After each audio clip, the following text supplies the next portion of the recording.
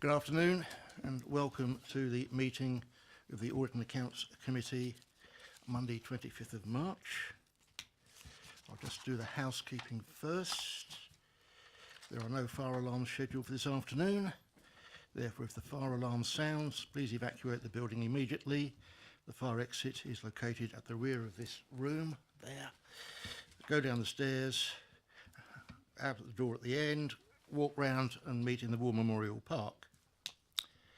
This meeting is being webcast live on the internet. The webcast will also be published to YouTube after the meeting.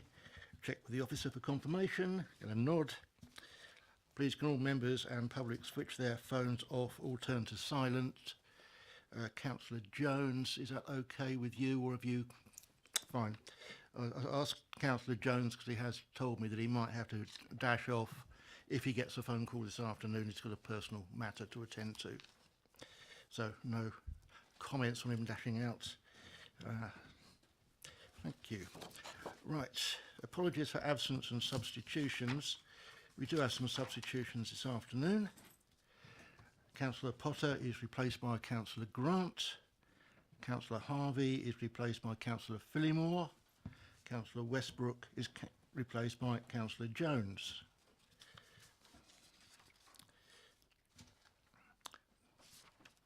Any declaration of interest? No. Any urgent matters? No. Right. First of all, I'd like to welcome Sue Curtin to her first meeting. Welcome to the Bear Pit. We've also got with us this afternoon Councillor Tate, who has come very much at the request of the committee to answer any questions that may arise. I'm not sure which paper they may arise under, but we'll give you fair warning. We've been told in the past that when we're on the web, the members' names, which are neatly placed in front of them, can't be picked up. So I'd just like to, for the benefit of the public, I will tell the web who's here. I've got a nod from Dean for some reason. Right. I'm the chairman, Councillor Roger Gardner, who's the vice chairman. We've got Sue Curtin, who is the director of finance. We have got Philip, who handles Philip Hood, head of finance. Dean Pleats, our accounting manager, Councillor Rowland, Councillor Cubitt. We have two people here from the auditors, from Ernst & Young. Right down the far end, we've got Councillor Faulkner. And on the other side, Councillors Phillimore, Councillor Jones, Councillor Grant. We have some officers tucked away there. It's nice to see them. We've got Councillor Isaac, and we've got the committee secretary here. So hopefully, as we go round, you'll be able to recognise the people as they speak. Minutes of the meeting held on the 28th of January. Arising from which, well, first of all, are they accurate? I think silence says consent. All right, Councillor Cubitt. Sorry, Mr. Chairman. You mentioned that we are very fortunate to have Councillor Tate here today, and that he's happy to take questions when and if they arise. But I know that when we requested before that he did come, some of us did have some questions which might not be specific to the minutes of this on this agenda, nor on the specific agenda items. Is there any other business section at which we can have a discussion with him? No, there isn't, but I will put some time aside immediately after the minutes as part of the matters arising therefrom, so that any questions can be raised, as it was the last meeting that asked him to attend. Would that be satisfactory to you?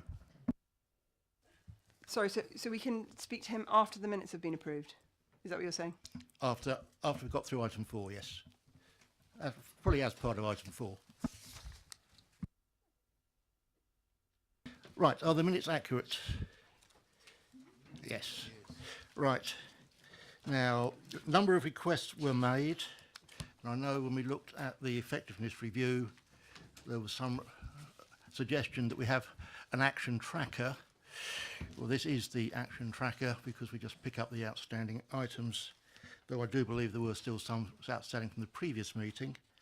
And we've had emails basically clearing all these requests. So we did ask about the investment allocation of the 5 million. I think that has been done. We did talk about residential investment opportunities. That recommendation went to Cabinet.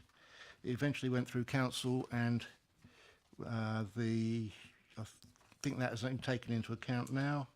The Winkworth report has been circulated. The fee structure for CBRE has been notified. The 140 homes, some detail on that has been circulated. And the investor grown minutes are with us. Brexit minutes came out. The waste contract details have been circulated. And we have been told if we want a briefing on Manydown, put an hour and a half aside and have a separate meeting. Or wait for a briefing that goes to the Manydown Overview Committee and pick it up then.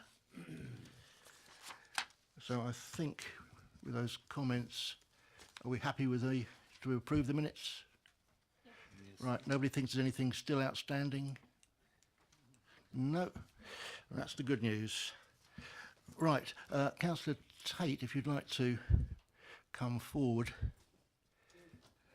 and we'll see if there are. You can come up here by all means.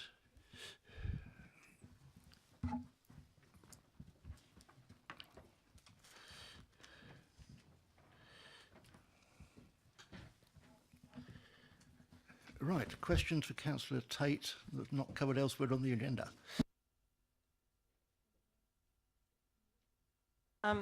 Councillor Tate, thank you very much for coming today. Very appreciated.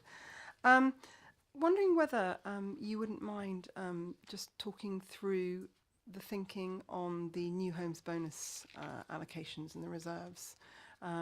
We've obviously seeing that reserve continue to increase in value. We've seen the grant that the government's given us as the revenue support grant go down, and the two are supposed to equal each other, so that ostensibly if a borough like ourselves continue to build housing, that we wouldn't be out of pocket. And I'd just like some kind of thinking behind the allocations as they stand at the moment, and any indications as to whether the administration is planning to change the allocations to reflect the further reductions in the reserve grant that's taken place.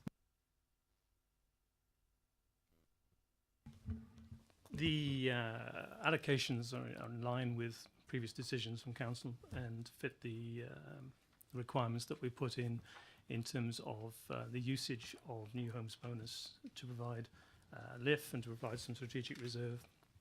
And it's true to say over time that the new homes bonus has evolved. And in terms of whether or not it replaces revenue support grant, at the end of the day, it is what it is. Now, the revenue support grant has diminished down to zero, and new homes bonus is being pressurised in terms of the way it's being constructed and the way it's earned by a local authority. From our point of view, it has provided a structure for building some strategic reserve. It also provides a structure to provide what has been the local infrastructure grants, local infrastructure fund, and those are all very much in the council domain. There's no difficulty with that. As far as the future is concerned, there are no plans in place currently to change that. Whether those change in due course, I think it is. There are two views. I think from a council point of view, as I said, there are no plans in place to make a change, but whether that should be the case or whether we should look to evolve how the new homes bonus is used in the future, I think that's a decision to be constantly reviewed and discussed, and in due course, as part of the budget process, it may or may not come forward as a process. So there's no sort of hidden agenda to change anything. It is an important funding stream for the council, for sure. But as I said, it is built and structured as it is within both the budget and the MTFS. So that there's no hidden plan with that. So I'm not quite sure what it is that you're looking to get, to be honest. It's not. I'm not implying at all there's any hidden plan at all. I'm just slightly concerned as a member of Audit, given that the government specifically and explicitly, I thought, had replaced the revenue support grant with this concept, which is the New Homes Bonus, which was created in order to incentivise those boroughs into building more houses. It was ostensibly not to mean that councils ended up with no support or money from the government, but that it just came in through a different route. And what worries me as a member of the committee is that if it was a revenue and it's now going into a capital reserve for the local infrastructure, I'm not sure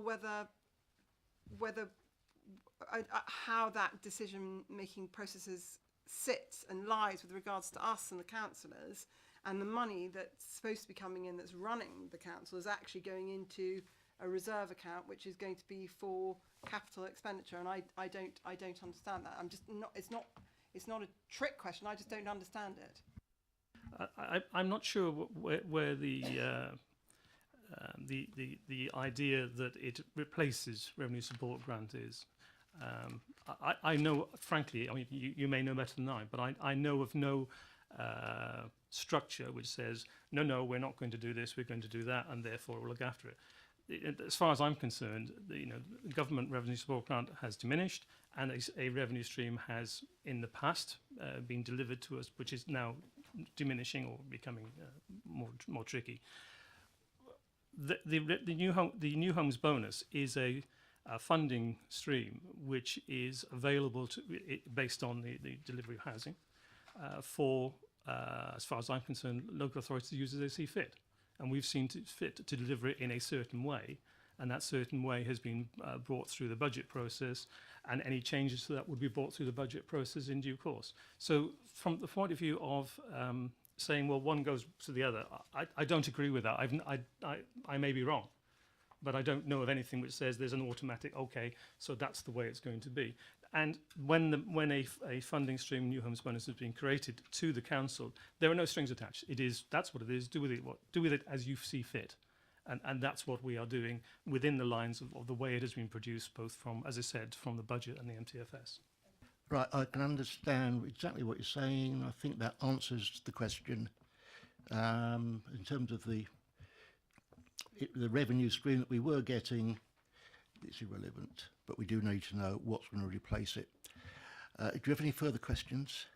Yeah, I was just going to ask, with regards to the reserve support grant, that were we allowed to put that into long-term reserves?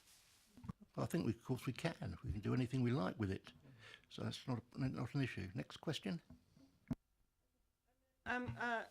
What I was going to ask was your thinkings going forward in terms of the accounting for the valuation of the Many Down and the impact that that's going to have on our accounts, and how you see the Many Down being treated going forward in terms of our balance sheet. I think that's a more technical question that needs to be answered by the officers, frankly. So, I'm not going to, I'm not even going to attempt to answer that. I'll put that in front of the officers and say, either if they want to answer that physically now, or whether they want to provide a written answer to the committee, whichever way you see fit. Mr. Hook, can you give us a very quick answer? My very quick answer is that there isn't a quick answer to it. This is really what this briefing was being talked about. So I think you'd need to go through and understand the whole Many Down transaction and how that affected the council's balance sheet and the revenue account as well. So I think you'd need to look at the overall picture, and that's why I think it'd be useful for the committee to have a training session or a workshop on that, maybe before its next committee, whenever you decide is a good time. I think we can look at that when we start looking at the effectiveness. We'll take that into account. Thank you. And then, sorry, just two other things. I mean, certainly when we were looking at risk management evaluations and sheets which say that there are potentially problems, one of the things we discussed in a private session as a committee was the size of some of the projects that we are in this borough are undertaking, and they're significant in by any stretch of the imagination. And just wondering whether when you see those risk sheets and there are concerns flagged up on them, whether who you in your capacity as cabinet member of finance feel you have to disclose those risks to or discuss with in terms of the members as opposed to the executive team?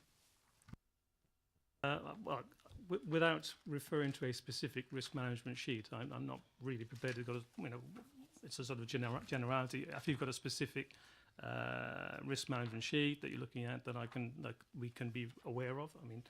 I suppose I'm more interested in the process just going forward, because we're obviously privy to the fact that there were some concerns in relation to a very large project, and we as auditors obviously are supposed to act separate from and question the executive and the cabinet, and that is our role and that is our duty and that is what we're here for. And I'm just interested in terms of when instead of us having to go and ferret around and find them, whether there's an obligation on the part of you or Councillor Isaac to advise us that actually there are 3 or 4 major sections on the evaluation of the specific project, which is quite sizable, that is saying red and is saying that it is a high risk.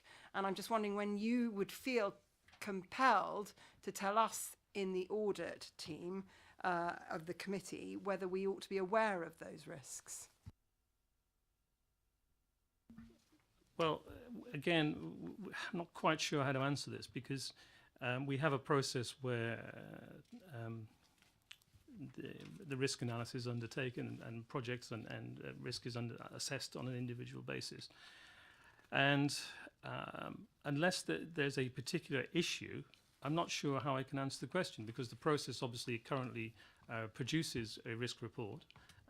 As far as I know, whilst there are major projects, without understanding whether it's a particular issue on a particular project, it's a generalisation which I'm not quite sure how to answer, apart from the fact there is a process. The process delivers a report. The report is available and is discussed, and you know, the accounts and audit will see that report. I'm not quite sure what it is that you're looking for. The whole question of risk probably comes up later in this meeting. We are looking at the risk policy and the risk register. And certainly under our terms of reference, it's very difficult to see where risk sits, because in a lot of cases, risk will sit with individual committees.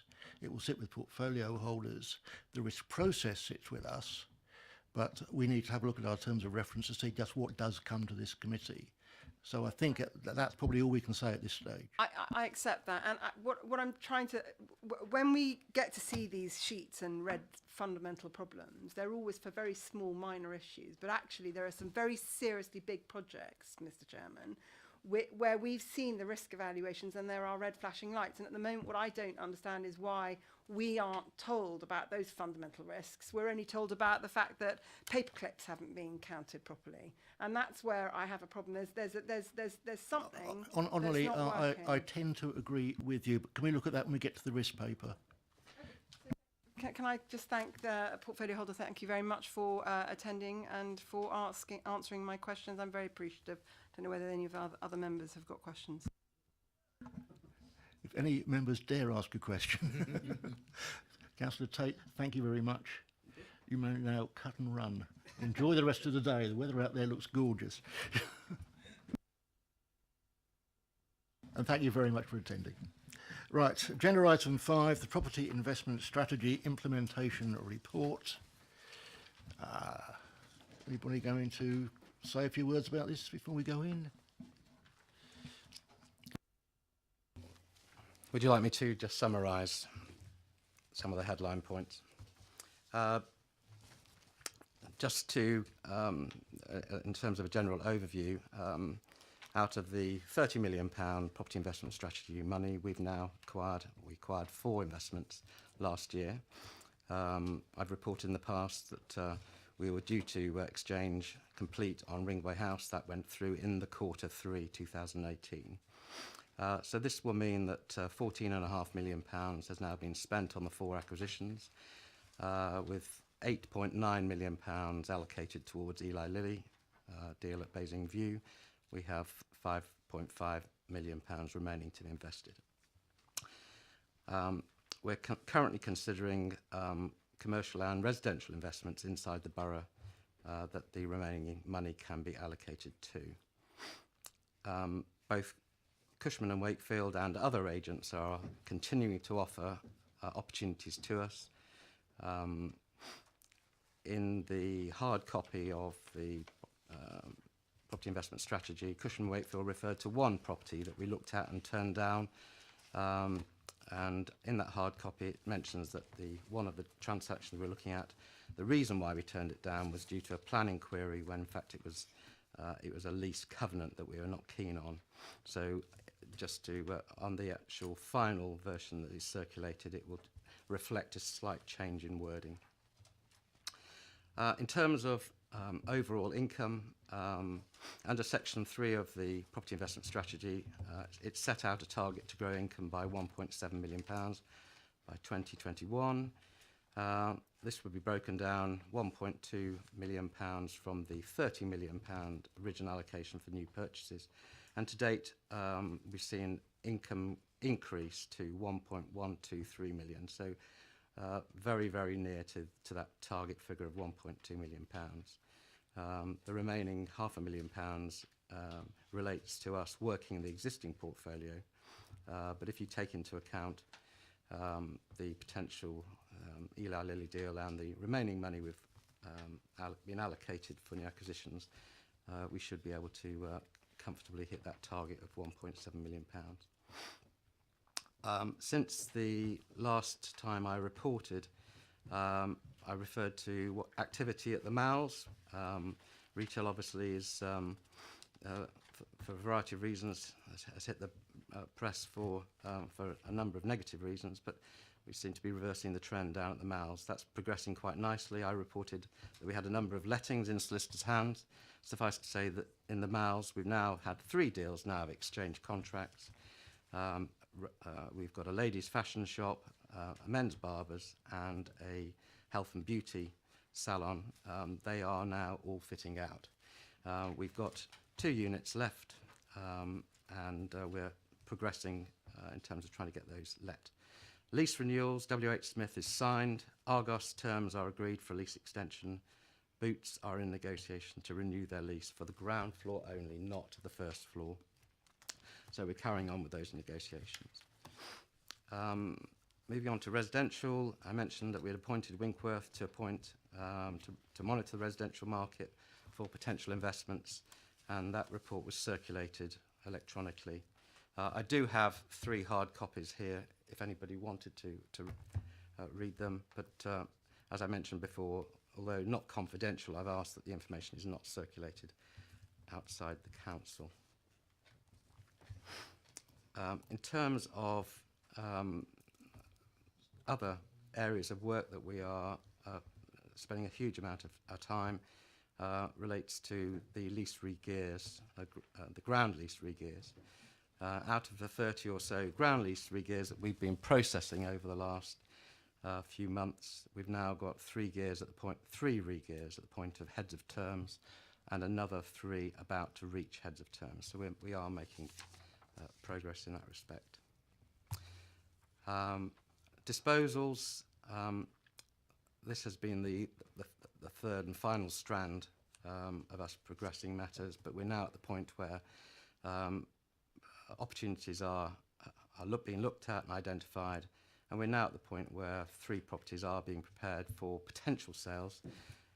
These include one shop, 1 office, and 1 vacant piece of land for commercial or industrial development. Reports are in the process of being prepared, will be circulated to the portfolio holder in the first instance, and thereafter progress to the next stage. So broadly, that is a quick summary of what the report says. So any questions? Right, I'd just like to make one correction to the paper. In paragraph 9.1, if you could delete the words the chair of, because that was actually circulated to all members of the committee, not just me. And I'm glad to hear about the potential for disposal, bearing in mind that the 5 million that we added on to the 30 million was supposed to be financed from disposals in due course. So that at least we have some sight of that. Right, Councillor Taylor. Thank you, Chair. Just a couple of questions, if I may. One in terms of the 8.7, I think that's mentioned to Eli Lilly, whether that includes the additional money that's been in the press lately, and then really in terms of the property investment and understanding really a little bit more about what it is we're actually looking at or not looking at. The report that we were circulated, it's a bit unimaginative, really. It's pretty much what I would expect to find if I was just to look on Rightmove and review all the general residential flats, properties and houses that were up for sale in Basingstoke. It doesn't seem to consider anything imaginative in terms of sort of residential development schemes or properties that we might invest in. Doesn't consider, you know, the acquisition of empty homes, you know, larger partnerships that we might go into with approved providers, for example. It is just pretty much looking at flats and houses that are up for sale in the general market. I mean, it's not particularly confidential. As I say, I could get all of this information from Rightmove. It doesn't seem to me to be terribly imaginative in terms of actually seeking and looking for residential opportunities. And I'm really just seeking to understand that. And in terms of the report mentioned in 9.1, I wonder if you could refresh my memory when that was sent to committee members, because I haven't been able to find it. I don't know if I've just lost it.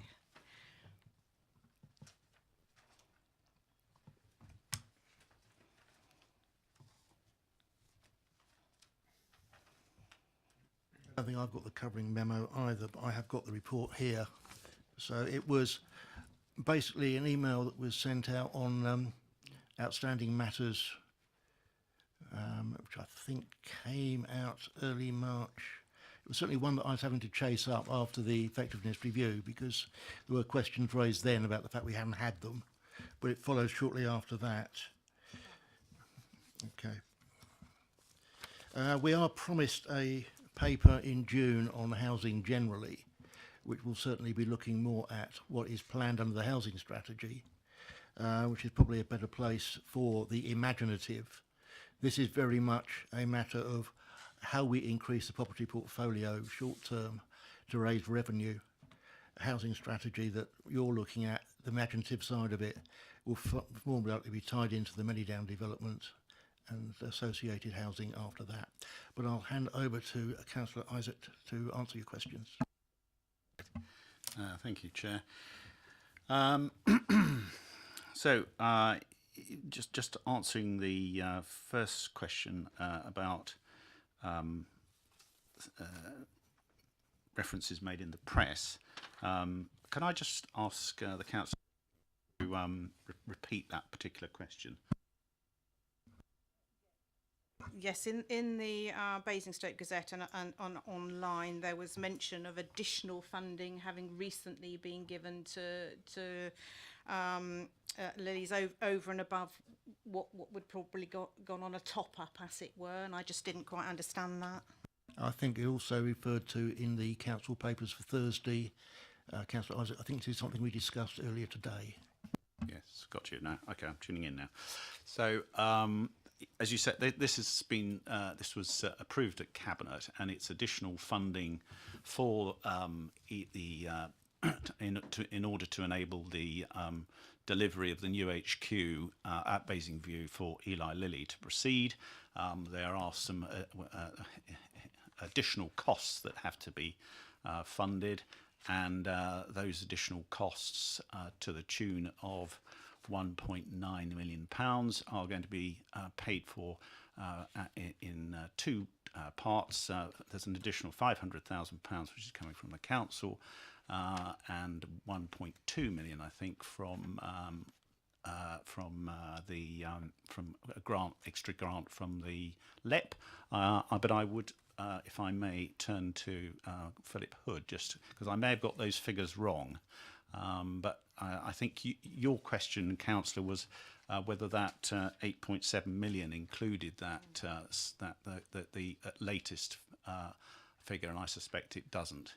But Philip, would you like just to clarify everything? Thank you. I will try to use my memory at the moment. But certainly the 8.7 million you're talking about is the money that's previously been agreed. That's the council's share of the funding. So the latest proposals that are going through for additional funding, which is coming from a variety of sources, from the council putting some more money in, from some additional funding from the LEP, some additional funding from Muse, the developer, and some additional funding from Eli Lilly. So those packages of extra funding will be on top of the previously agreed. And of course, this is all something that's going to be considered at full council this week. Okay. Then I think it's the Winkworth report you're referring to, isn't it? Yes. So I think that report was done some time ago. As the chairman has said, and as offered by me as portfolio holder at Cabinet recently, and in full council, officers are pulling together a mini report looking at what this council is doing and proposes to do in relation to residential investment across the board, and including provision of housing, the intervention by this council in providing housing. And so that report will be coming to this committee at its next meeting, but it will pull together a lot of the initiatives that are already going on, not least Many Down, where we've earmarked £35 million within the budget for the development and bringing forward of housing and affordable housing at Many Down. And also it will include reference to the local Help to Buy scheme that has been, where we've put forward proposals within the last few weeks to help individuals and couples on low incomes to access the purchasing of housing with some with an equity loan from the council. And I'm also just make reference to the fact that within the last week I've given approval to two affordable schemes that have involved council-owned land, one at Sandringham Court in Southam and the other at Deeside in the Buckskin ward. Any other questions? Councillor Cubitt. Yes, thank you very much for your comprehensive report. Just a real quick question. You made a reference to the 1.7 million target in terms of revenue, but we've, of course, as a result of the full council decision, increased the amount from 30 to 35.4. Does that 1.7 go up to 2 million? Because I wouldn't want it to stay at the 1.7 target, because we've increased the amount of money in this pot now. So I'd just like to know that. Well, the 1.7 relates to the original allocation of £30 million. So what we've allocated now and spent takes it up to 25, so there's 5 million remaining. If there is a further 5 million, then obviously it would have the effect of increasing the income further, you would imagine. Well, yes, I was going to say, for us spending another £5 million, I'd certainly want a suitable return, yes. I would imagine the original intention was that this 30 million would be revolving anyway, so there would be asset disposals to add to it. So at some point that 1.7 million was relating purely to the 30 million, and anything that we generate over and above that, whether it's part of the 5 million or simply from disposals, would generate more income. But I don't think any numbers have been attached to that yet, because the numbers are still uncertain. And we don't know that we're actually going to invest 5 million. That's purely headroom at the moment. Councillor Taylor, you wanted to come back. Yes, thank you. It's good to hear that there'll be a report on the wider issues of housing, but I was really being quite specific about this particular fund, because in 2017, Council approved it with the express wish and desire that residential property would be invested in, and I think there was an intention that that would be not just 1 or 2 houses, that it would be something significant. We have not done that, that has not happened. We've been told that, it's being looked at, but the only thing that is being looked at is what houses are on the market available to anybody to buy. And I don't see how that is representing or putting into effect those wishes of the council and that the scheme should be focusing on. Mr. Isaac? Yes, I understand the point the councillor's making.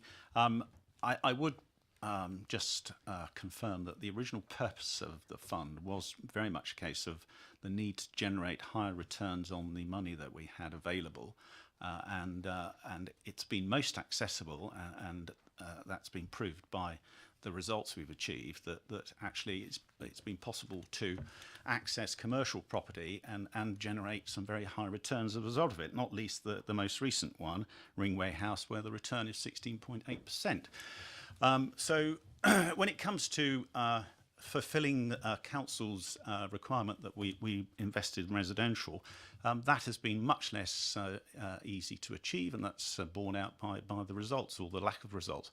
But that's not through lack of effort on the part of the officers concerned, nor the consultants who are advising us. But what I think will be beneficial to the committee is to see the report that will be coming through, which I think will be useful in explaining some of the problems that flow from seeking to achieve the sort of returns that we're looking for and accessing investments in residential property. It's not easy.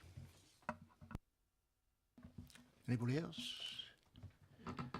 Councillor Jones? Just on the acquisition of private property, really, I understand that's what you're saying. Is that not falsifying the market? I've got grave. First time I sat on this committee, so do bear with me. I've got grave concerns. If we're buying up property, housing property, that's pushing the price of houses up in this area. Surely the principle behind that was to build new houses or invest in someone who's going to build new houses. Am I not wrong? Or? Well, I think it's a fair point, Councillor Jones, but I think that the issue here is that this is a fund to generate revenues. And so how do you best go about that? That could be investing in buying property that is held by a housing association. But that's one of the difficulties you find in all this, because they're well funded, and we've worked very closely with them on things like existing satisfactory purchases. But it's not a straightforward process obtaining income from residential properties, unless, as you say, you start going into the business of becoming effectively a sort of a landlord that's out there renting property to individuals as a private, sort of public private landlord, if you like. Carry on, Councillor Jones. Yeah, if we're talking about investment, as I know great shakes on this, but if you're invested in new, there's a big return on houses new. We've seen that with some of these people who are publishing their results now. Surely, as a council, we should be looking at long term as well as short term. We seem to be, the little I've picked up today, is very short term, looking for revenue coming out short term rather than long term investments which will give us bigger returns.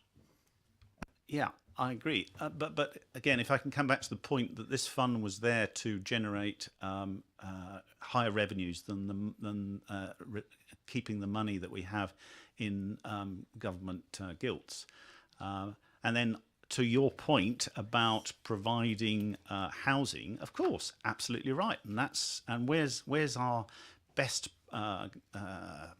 prospect of delivering housing for our residents, affordable housing. That's where we, at Manydown, where we're going to be direct developers alongside the county and urban and civic. And so that's why I think this report will help the committee by pulling it all together. So you'll be able to see where these different pots of money are being invested in relation to property investment strategy, where it's the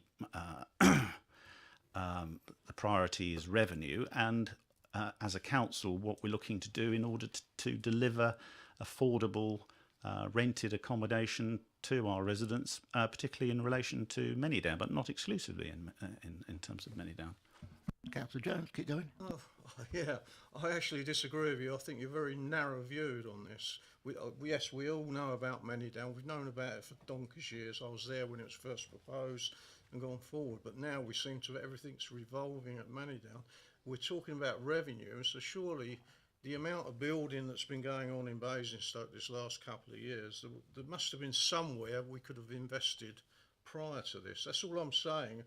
It seems to me that we're revolving around one issue all the time rather than looking broader. But that's me. Okay, well, I think it will be an interesting debate once we've had the report provided to you and be able to explore all these issues. But if I can refer you to the Investor Grow Fund, which was again where there's an intention to invest and lend money to developers in relation to residential development. Again, that has proved to be quite problematic because a lot of them are well funded and don't actually want to look to us as bankers, but we keep looking at that possibility, and we've got a number of dialogues going on at the moment. But as I say, I keep coming back to the point. I think that the report will shed a great deal of light on these things, and I look forward to discussing that when it's after it's been circulated to you. Councillor Fillimore. Yes, cheers, Chair. It's a couple of years since I've come along to the Audit and Accounts before I was a member. I do applaud the initiative to go for higher returns in terms of investing in property. We had to get the administration dragging and screaming to get them to do that after so many excuses over the years. But Councillor Isaac says it's very difficult. It's not that difficult. That a load of administrations, Conservative and other, throughout the country are doing this. It's a dogmatic, ideological approach that we're taking in this council, and there is certainly we can get a chance here to take it in our control, and it's only this dogmatic approach which is stopping it. That wasn't a question. Councillor Taylor. Thank you. I mean, I do appreciate the difficulties in achieving returns such as, that have been bandied about, like 16 and 17%. I mean, gilts seem to be returning at about 1.8%, I think, according to this. What would help me to understand how these decisions are made a little more is perhaps to have a little more detail about the decision-making process and the criteria that are used, because if it's got to be better than sitting around in the gilts doing nothing at 1.8%, if you can do 4%, then that's pretty good. We wouldn't expect, I wouldn't have thought, to have got the same kind of return from residential investments that we might make that we would do from other more commercial ones. And I think that it was pretty clear in 2017 as expressed by full council, that there is the element of social return and value for money. And it's not really clear to me, and I appreciate that I'm a relatively new councillor, so I won't have had the background, and I certainly won't have had the documents that tell me what criteria are used in order to make decisions. And I think that would be really helpful to have. Councillor Taylor, could you just for my benefit, tell me which decisions we're talking about? Whether something's worth investing in or not. At some point, we must be making decisions that, well, these are these opportunities, we're not going to do it because it's not enough. The decisions that we make as a council, and the work that officers do generally in all these things are done in accordance with approved policies. And there's a budget, there's a lengthy budget process, and all these amounts of all these priorities, the funding for those priorities, the criteria on which they're judged, is all documented, and therefore I do not, and officers do not do anything that isn't already isn't transparent and clearly approved by council. Councillor Taylor, carry on. Sorry, I'm going to be a pain here, aren't I? But You're never a pain.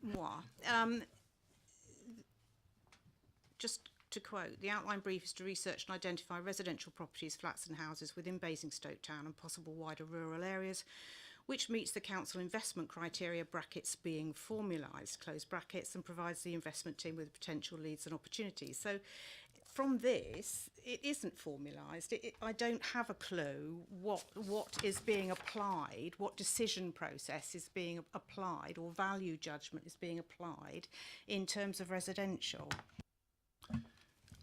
This is an advisory note from a firm of consultants. It's not council policy, and so I think you need to look at it in that light, please, councillor. Okay.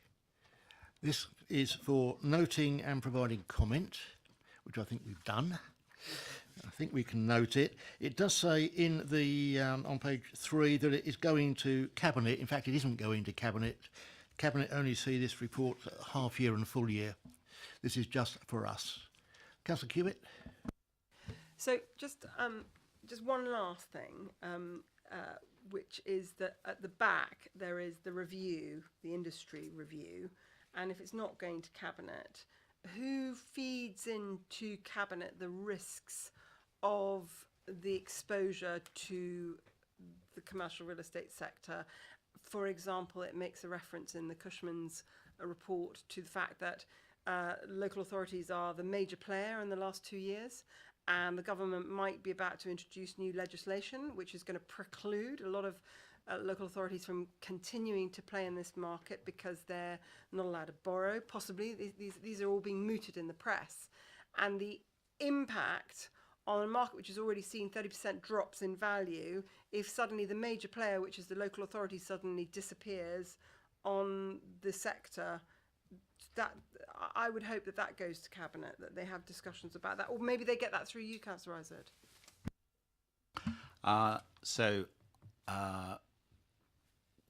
The approach, I think you will understand, to finance by this council has been and continues to be very conservative with a small c. We're very cautious.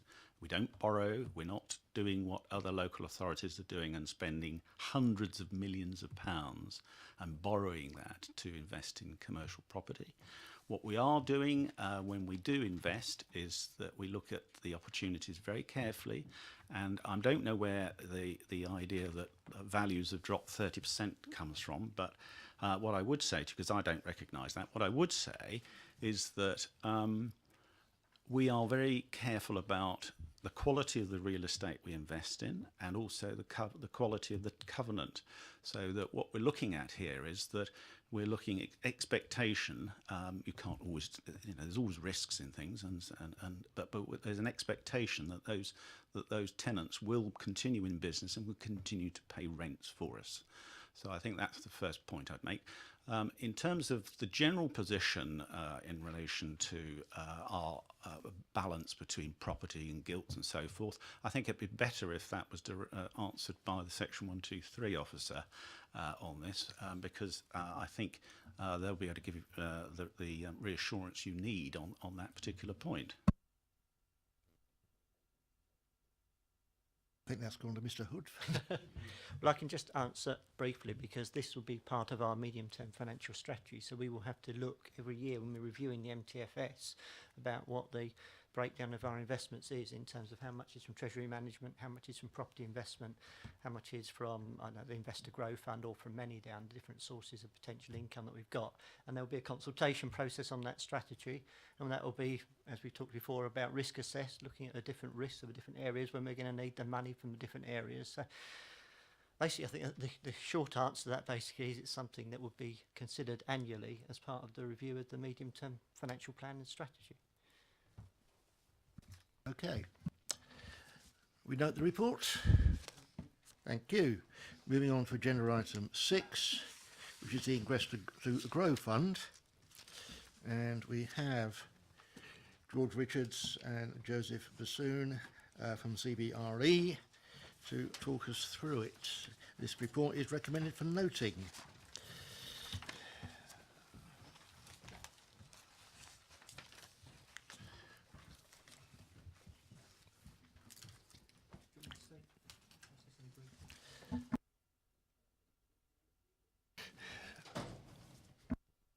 Just a very quick introduction and to, as the Chair's already said, George Richards and Joseph Bassoon, who are the fund managers and advisors who work for CBRE and manage the fund on our behalf. Just to remind members, this is a 25 million effectively fund that is for loan or equity investment. So it's for money that will be repaid normally over roughly a 2 to 3 year period. And again, it's another way of trying to not only boost growth in the area by attracting in private investment as well as our own investment, but also aiming to improve the returns that we get from our treasury management resources. The minimum return that we aim to get on Invest to Grow is 5%. But if I can hand over to the two gentlemen here, I'm sure they can talk you through more of the activity that's been happening recently. Thank you, Phil. Good afternoon. I'm George Richards, Senior Director at CBRE Capital Advisors, based in London. So just to pick up on Phil's comment, I think the only additional point in terms of overview is that the fund covers 3 main sectors, one being commercial opportunities, second is residential, which has been a key focus of the fund over the last 12 months or so, and the third is around the renewable space.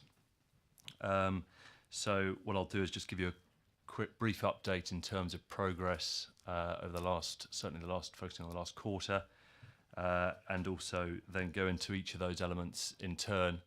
And then if you have any questions, Joe or I can pick up any specifics on a sort of transactional basis. So in terms of, obviously we had our first commitment last year, which was in March 2018 for a commercial development at Basingview, the Eli Lilly transaction, and that was the tune of 8 to 10 million, depending on where it lands. But despite a number of ongoing negotiations we've had with borrowers, a vast number on the residential space and a number on the commercial as well, the last 6 months, we're disappointed not to report further progress in terms of investments for the March 2018 target that we had in place. So as a result, the fund is not expected to make a new loan commitment by the end of March as we had hoped. So I thought what I'll do is just take each of the sectors in turn to give a bit of reasoning behind that in terms of where the state of play and where we're at the moment. So on the commercial lending space, that is still very scarce in terms of the availability of development finance out there, particularly in the non-core markets outside of London, Manchester, and particularly for speculative developments, which is all about driving growth in a local area. There have been increasing new entrants into the space, local authorities, a number of which are there, and their pension funds looking at development finance into commercial development as a form of local investment. So you're not alone in that space. The challenge really for us on the commercial side in unlocking new development opportunities for the fund to be active on is really around the fact that the council do have a freehold position on the vast majority of its estate. So in order for a development to be unlocked, it is inevitable that a lease re-gear is typically required, which can understandably take some time. So it's only then really, once the lease re-gear is completed, that the fund can step in and support the redevelopment of that asset in whatever form it may come forward. So we are in very lengthy discussions with Charles and the property team to make sure that we're closely tracking their list of lease re-gear potentials, of which they're quite extensive, making sure that we are sitting alongside the front runners for those as and when they come forward, to make sure that as those leases are re-geared, the fund can step in and help the delivery of those opportunities. So that's on the commercial side, and there are negotiations ongoing at the moment as well, which we can pick up on. On the housing side, as I mentioned, this has been very much a key focus for us, particularly around the delivery of developments where there is affordable housing included, which will meet the economic objective requirements, socio-economic requirements for the fund, as well as council's wider objectives. Now, the residential lending space is a little bit different to the commercial lending space, in that there are more players in that marketplace, partly because it's a little bit more straightforward than commercial, just purely because of cash flow implications of as residential units come forward, you're able to recover some of your lending and your money. There are not only a number of other small private debt funds who you are competing with in this space, but there are actually a huge number now in the public sector, partly driven by Homes England, who are being tasked to deploy considerable sums of money by way of development lending and grant, indeed, to drive forward the house build initiative in the market. So it is a challenging one, as Councillor Isaac mentioned, on the investment side. Likewise, on the lending side, it's a challenging one to tackle, to get both your financial returns but also your economic outputs as well. So where we look at it, we look at three tiers really: the major house builders, and the RPs, secondly, and then thirdly the small house builders as well. Now, where we end up is actually the major house builders typically have significant credit lines, just because of their existing balance sheet. The RPs similarly have very good access to finance as well, although that market is a very interesting one and is changing, and we're keeping very close track on that market and how it evolves, given the changing nature of that space and entering into the private development space as well. So seeing where we can tag on to that on the lending space. But at the moment, our focus is really on the SME lending, so the smaller house builders who might have limited facilities with their existing banks, clearing banks or others, who might need additional finance to free up their own facilities to bring developments forward. So over the last quarter, we've had discussions ongoing with three of those in particular on development opportunities in the borough. We are not there yet, despite we've come quite low in terms of our financial returns, but it's that difficult balance in terms of actually, do you want to take that risk in terms of financial risk for less limited returns, and that we're having to navigate to making those investments. Similarly, what Councillor Isaac talked on the residential investment side. So we are in those discussions, and hopefully can report back on those in due course. But that's the current position. And then on the renewables side, this is probably the most challenging space in terms of lending, and there are very few specialist lenders out there, just because of the nature of different wide scope of lending, from wind farms to biomass, battery storage.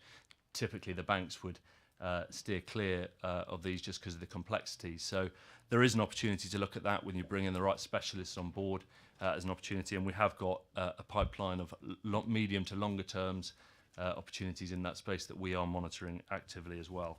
So just to sum up, really, I think we've been pushing very hard on the residential space.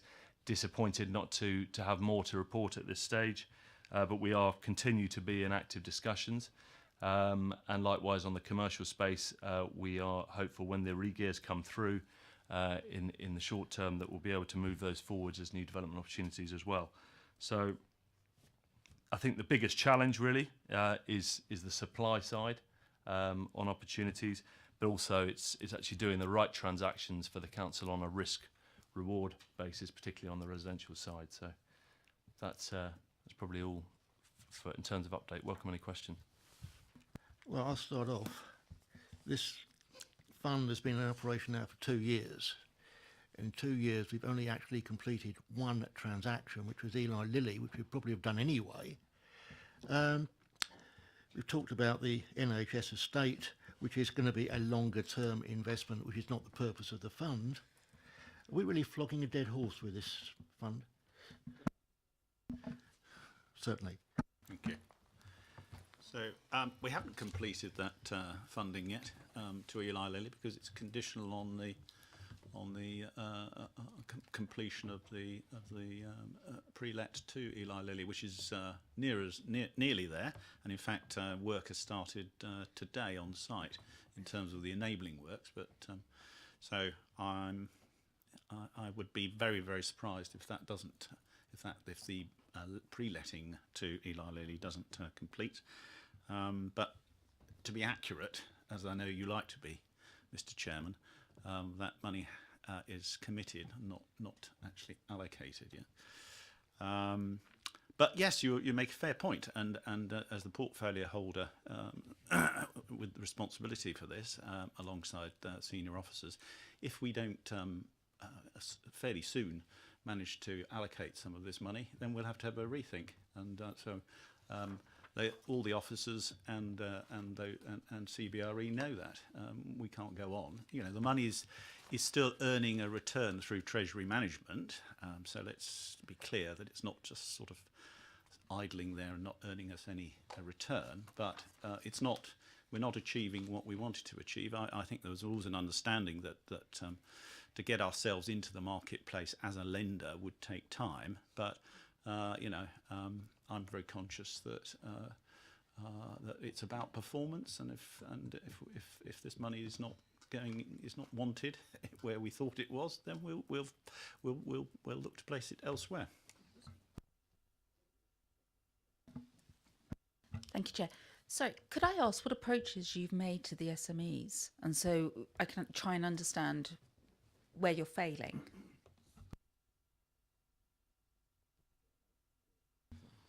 Hi. So it's several-fold. So I'd say split it into 3 categories.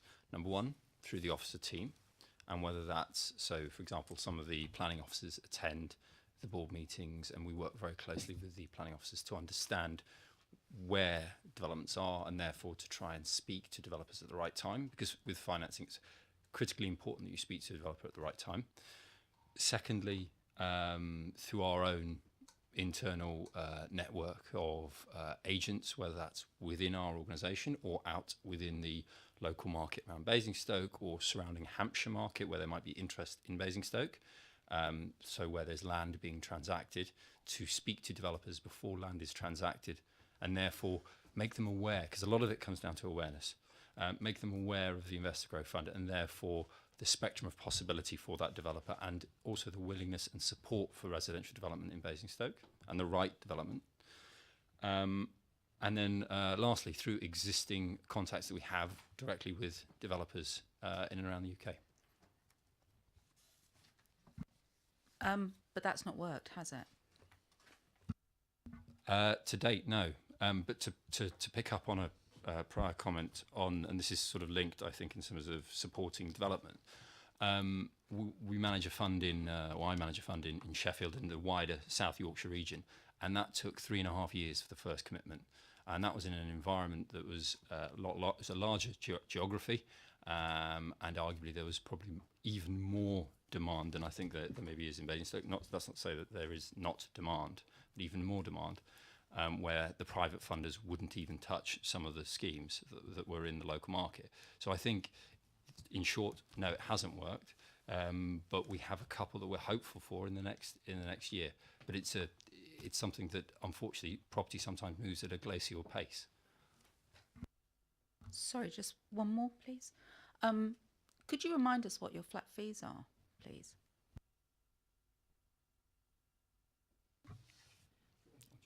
Yep. I can answer that. So the fee following a tender process, it's £75,000 a year at the moment, the flat fee, and then that is a performance adjustment to that as well. Okay, thank you. So something that sort of occurred to me, and this is just because I see it in a very simplistic view, is that we heard that we're trying to dispose of some land. We're hearing that we need to partner with developers to potentially fund building. Why don't we put the two together? Or is that me just seeing something very simplistic? And we could actually fulfill some of the things that we want to do from a social point of view. We also invest in development, and then what we also do is we could partner with a housing provider who pays the rent back into Basingstoke-on-Deane. I just see it from a very simple point of view.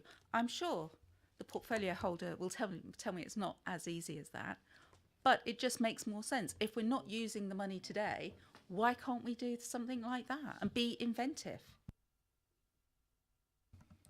Well, I said that if this approach is not going to work, then we will need to look at other approaches. But that land that the officer referred to is not yet on the market, and so that is something that we may look at in terms of providing funding in relation to development of that land. I'm not sure what the land would be used for. It may not be a residential site.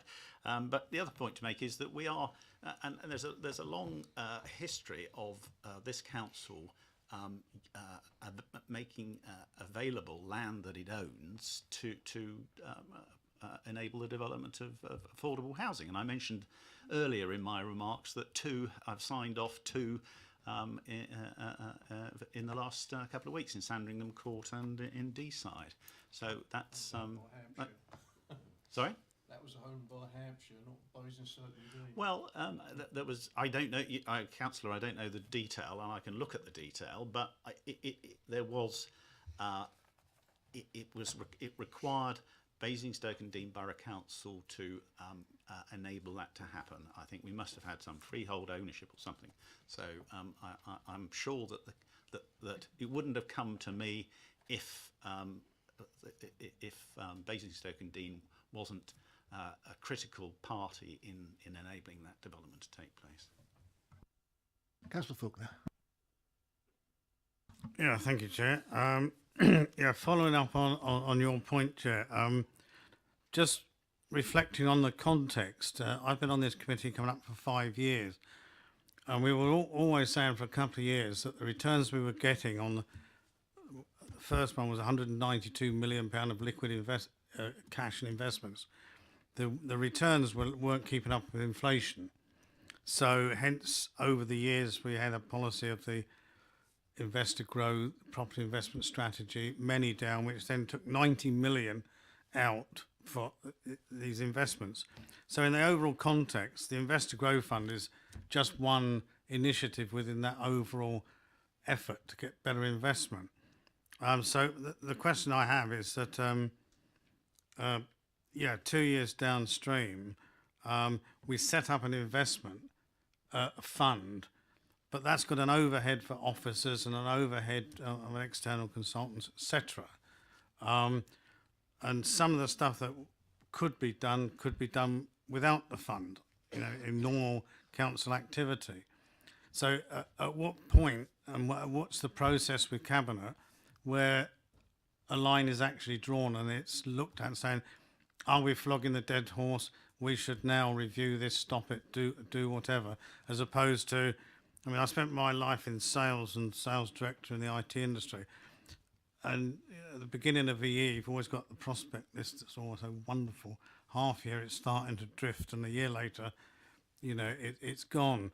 So I'm just concerned that this may drift on, and we should be looking at a point where decisions are made by Cabinet, presumably, as to what we're going to do with this. Yes, I agree. I think that I made it clear that even before I arrived here today, that thought process is underway, and I've had discussions with senior officers about that. And to answer your point directly, if I'm portfolio holder responsible for this after May, then I would expect that we'd be coming to a conclusion about this particular investor growth fund towards during the course of this year. Councillor Cubitt?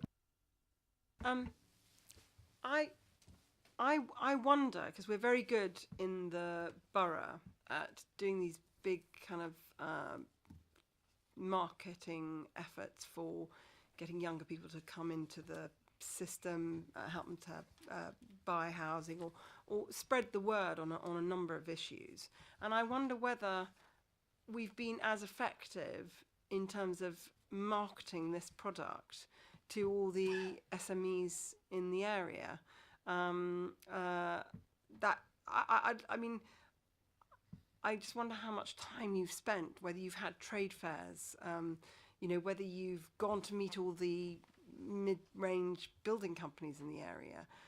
How do you usually reach out to advertise the fact that this money is available to pump prime this sector in this borough?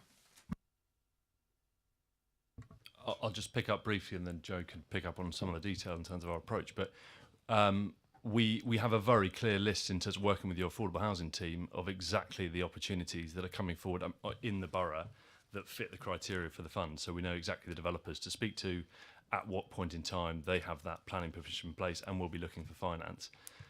Those are then instigated and actioned with discussions at senior level, managing director or below.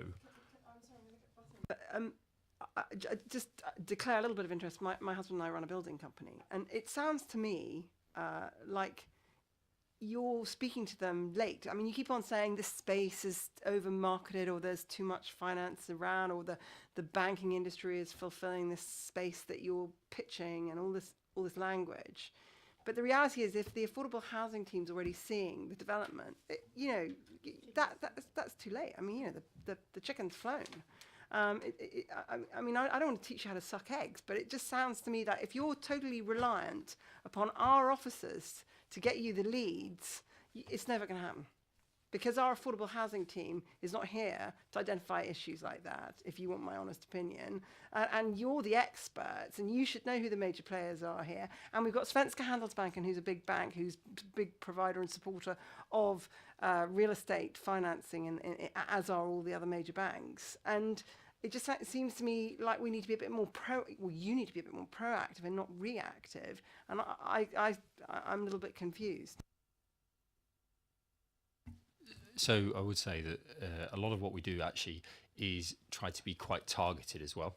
So we're able to isolate where the landowners are in and around Basingstoke. And as George mentioned, a lot of the opportunities we try to go for are those where an individual or a development company, and I will, apologies, just to make a real differentiation between a contractor and a developer, in that we want to target developers in particular who have land ownership and therefore have an ownership over the piece of land and are in a position to have a negotiation or a true discussion around where financing can happen. And so a lot of it is with us trying to really isolate where those landowners are. So it's not, apologies, but it's not solely reliant on the officer team, as I initially outlined. There are 3 ways in which we do it. And the officer team are critical because they know the borough inside and out, and they have regular dealings with the local developers. But that is one element of 3. We have a strategic housing assessment scheme that happens every year. We have a call for sites every year. Many of us members here are involved on the development control. We know that there are mammoth numbers of developers bidding for sites and working on sites. I mean, the amount of appetite that's here must, I mean, I'm perplexed in the extreme. Even without the officers, all you'd need to do is look at what's it called? It's not called a SHLA, it's called a Sheila now. I mean, the Sheila's got all the details and all the data of every single developer and every single builder that's operating in this borough, and we're building 1,000 houses a year. So I can't believe that there aren't some small to medium-sized builders out there that would love to have the support of early support, and that it would be so easy if you just looked at our Sheila to work out which companies you need to be talking to. But I'm probably getting completely out of my brief, and I apologise. I'm not trying to be rude. I'm just completely confused as to how we haven't found 25 million to place in an environment where we are building over 1,000 dwellings per annum. I mean, I think I do share your frustration in terms of we have put considerable effort, particularly the last 6 to 12 months in terms of actually pursuing the space. We will continue to. The negotiations we've had over Christmas are still ongoing, so I don't want to say too much at the moment. But they are, you know, there are 3 specific negotiations of a unit, but 2 of which were reported back. But we are really just generally pushing as hard as we can in terms of looking at that supply side. But obviously we can only go so far from a financial return perspective to actually get you a fair return on your money, rather than actually just getting a transaction over the line for the case of just getting a transaction over the line. So we need to still make that judgment at the point of negotiations.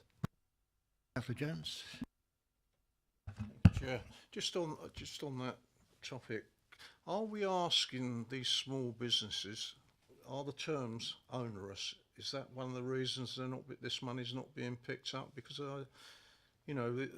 small businesses are small businesses. They don't want to take too many chances. I would imagine, but I do wonder whether we're treating them like big businesses, and you've got more sort of clout behind them, and therefore the small business won't take the opportunity because we're making it too onerous, especially with the amount of building that is going on. You know, when you think about where I play golf, they're selling that off, and I know we were looking for partners up there at one stage. I never got involved, so I'm just a member and a bad player. But it just, you know, when listening to what's going on, I just wonder what the real problem is. Is it that you're asking too much from them by lending this money? I don't know. I think there's probably two factors come into play, really. One is that you don't have the necessary track record as a lender in this space at the moment, which does put a degree of nervousness on those house builders or smaller house builders who might look back. Do we actually want to move away from our existing facility, go with the council, and actually, you know, hopefully, can you give us some examples of where Basingstoke have lent into house building in the past? Which obviously we can't do. We can give examples of other local authorities and how they've lent and others, how it works. But there is a degree of nervousness about that. Whether the terms are onerous, it is a very competitive landscape at the moment, and I have to say that compared to commercial lending, where there are smaller debt funds in place. So you are having to go quite low and below, in some cases, your target return for making investments. So we are able to compete at that lowest level that they are against, but they then are having to make that judgment.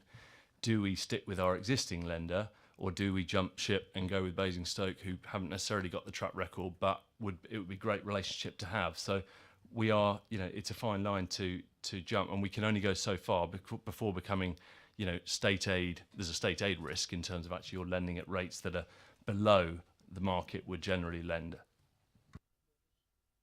Just a quickie, yeah, I can understand where you're coming from. Don't necessarily agree as normal, but the overall thing, by employing local businesses or very local within Hampshire, it's the employment side as much as anything else, and it has a repercussion with the area. And is that being taken into consideration when you're putting your thing forward to these people, that you're actually employing people within Basingstoke perhaps, or within the area, and therefore there's a quid pro quo sort of thing? Do we look at that?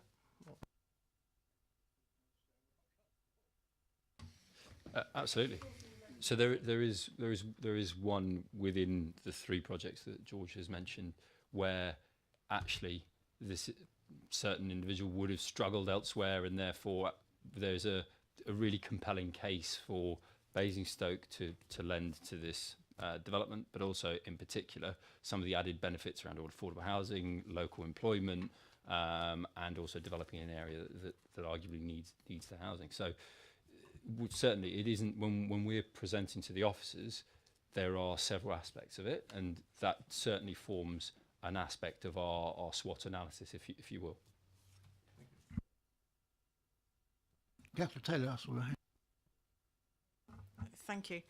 I noticed in the report round about 6.2, 6.3, you're talking about the fact that there was originally 25 long listed projects in the last meeting report, and that's down to 23 because we've lost some. In the last report, there was mention of a development of about 140 houses, which came from nowhere, which we did ask for some further information about, and whilst we did receive some information, it didn't contain any information about that 140 houses development. Is that development one of the ones that's fallen away? It was about 15 million, I think it was mentioned, 140 houses and 15 million worth of investment, which I think might have been slightly over the 10 million but rule. But I mean, has that gone, and if so, why? Unfortunately, yes. That was a result of we were being run against an existing funder that was going to provide a revolving credit facility. So even though it was a small house builder, they were able to procure a fairly small but revolving credit facility from NatWest, and a combination of timings, so the ability to call down on their existing funding lines, and perception. And this is and it is a challenge to us, and a challenge where we have to overcome. Is a perception around timings. So to reassure the private sector that there isn't going to be a delay because they are borrowing from the public sector. So that, and be very open there, in that was in some ways where we probably failed, in that we should have got more around the ability to convince that individual that timings wouldn't have been an issue. But actually that was in conjunction with the ability to source comparable rates of finance elsewhere. So we're too slow.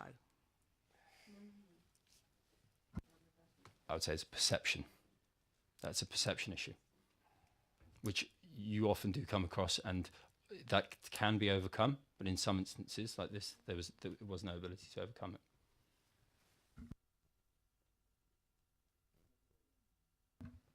Thank you, Chair.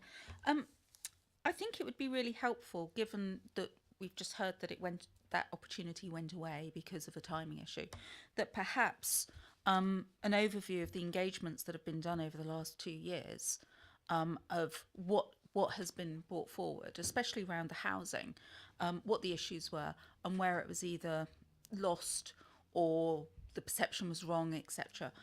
I personally would see Basingstoke and Deane a far better bet to borrow from, given the way that we've handled our portfolio of commercial properties, etc.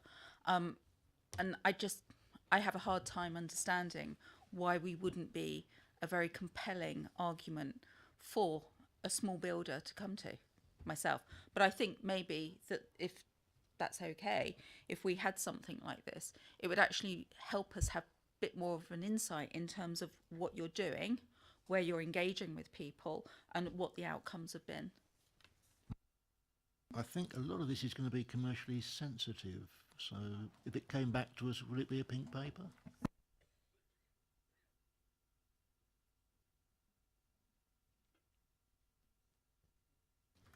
Could we produce something like this on doesn't have to name specific people, but it could be in categories. So if you can say that three deals maybe didn't go ahead for these reasons, is that the sort of analysis that could probably be done?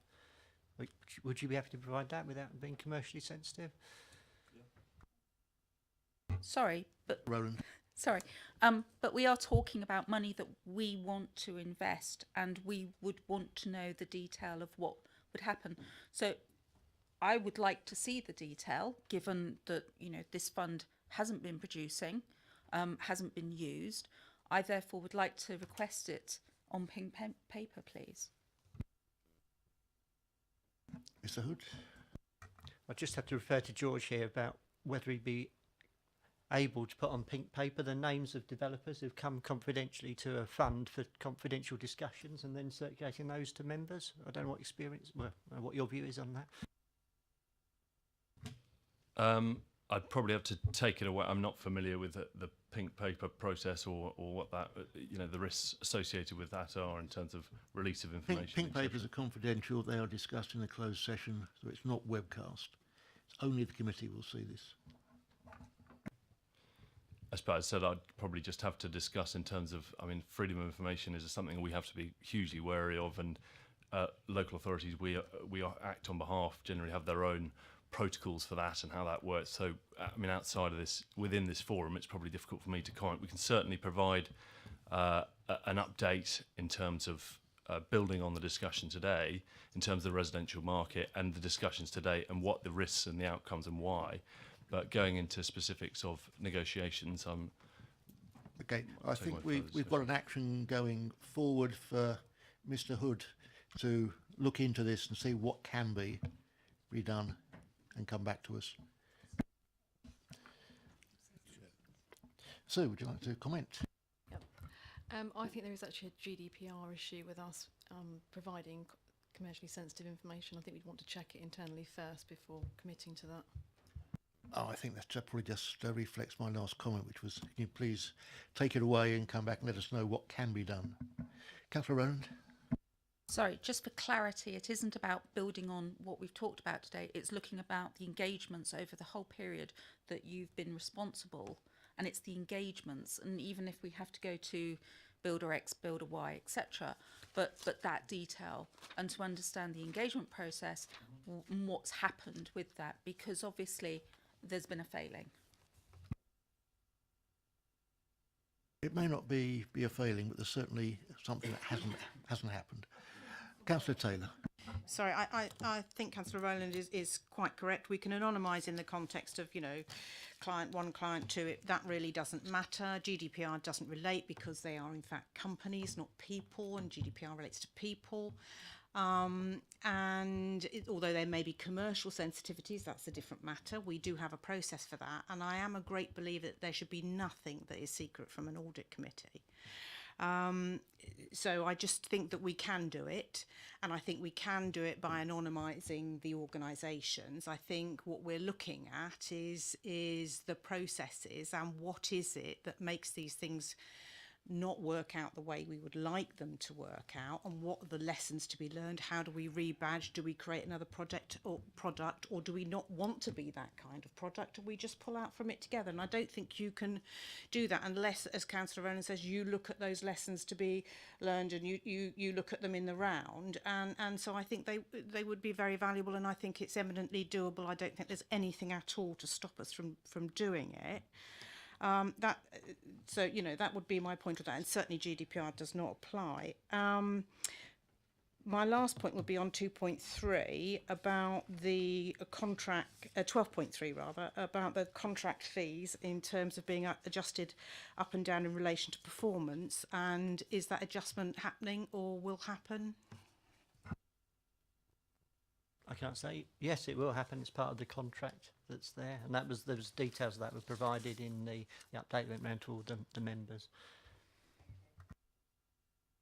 Councillor Isaac, when we get to the point where you have to review the whole scheme, which seems not that far away, it might be useful for this committee to be involved in a discussion with you on what could you use to replace it. And this could well be part of that discussion. What do you think? I'm always interested to hear the views of audit and accounts. I would be happy to, if we get to that point, because we may not get to that point. It's quite conceivable that some of these discussions will bear fruit, including the ones that are quite significant in relation to commercial property. And we have to bear in mind that if we are withdrawing potential finance lines to people who have worked on the assumption that we are going to be there to provide the finance, and those discussions inevitably take a long time. We have to be very careful about the reputational damage that would be done there. So this is something that is going to need a lot of consideration. But yes, at the point where, if and when there is a conclusion that we think we need to get to, then I'm quite happy to look to you for your comments. Councillor Hewitt. Sorry, I can't remember on the performance remuneration. Philip, would you like to remind us what additional monies are paid to the fund in the event that an identified transaction then becomes a real live one? Well, I can basically just read out to you what was in the email that we had put out there. So there was basically there's an £8 million baseline level. So the aim of the fund is to secure £8 million of new investments every year, and then for every £1 million above or below that, the fee is adjusted by 0.5%. So in other words, if there was to be 0 achieved rather than 8 million, that would be 0.5% of 8 million, which would be £40,000. And if the opposite was to happen, this fund was to achieve 16 million, then there'd be 40,000 bonus paid. Okay. Thank you very much. Okay. Note the report. Noted. My thanks to Mr. Richards, Mr. Bassoon. It was a fairly aggressive afternoon, but I wish you luck with getting the rest of that fund invested.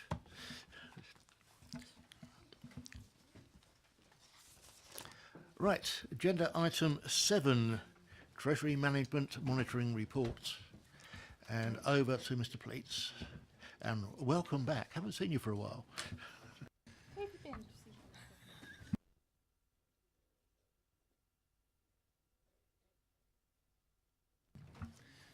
Thank you, Chair. This is item 7 on page 21. It's the Treasury Management Q3 report. It reports the Treasury Management activity up to the end of December. The report's forecasting 168,000 positive variance, i.e. more income than budgeted for, and this is mainly due to our spending and investment plans being rephased or not happening, as you've just been hearing about. The income distributions from our £40 million in diversified credit funds are exceeding our expectations, and we're forecasting a 2.4% return for the year on those. You may have noticed in section 7 of the report there's some unrealised valuation changes on the diversified credit funds, and it shows an unrealised loss of £944,000 as at the 31st of December, which is about 2.3% of the total invested. Whilst our intention is always to take the longer term view on these funds, as you know, I can provide you with an update, which I have done. I've produced an update to the chart in the appendix, and as you can see from that chart, the performance since December, in January. Mr. Pleats, you say you've got an update to it. I'm not sure that all the members have. I did hand one out. Sorry. Thank you very much. That's right. Yeah. We were going to show it on the screen, but the technology's not ideal for that. No, January there was an improvement of 480,000, and then a further improvement in February of 340,000.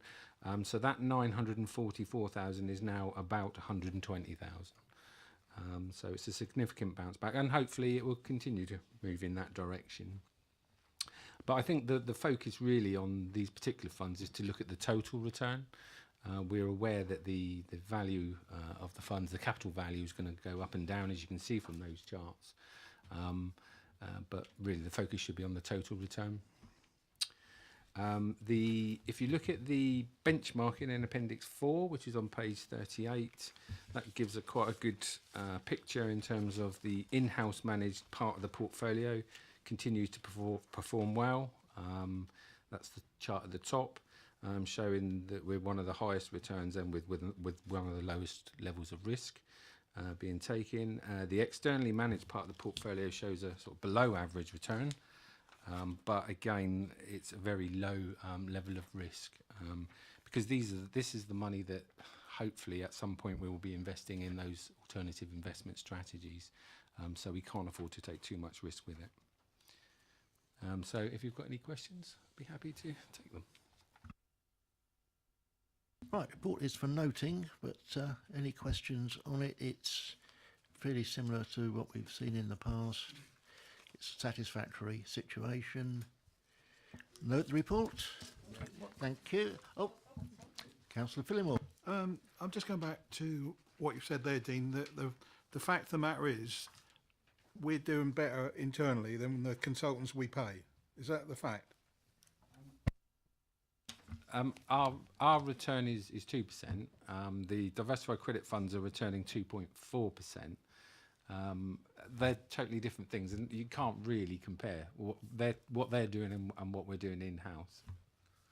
It's not a fair comparison. What we're doing in house is getting a return on a basket of investments, a lot of which are in the past, and unfortunately, what we've got, I've only got about another 2 years to run before we have an awful lot of cash floating around in short-term interest rates. That is what the comparison is with the 2.4. So we're probably talking about at best 1%. 2.4% is considerably better, so we are doing something with our money.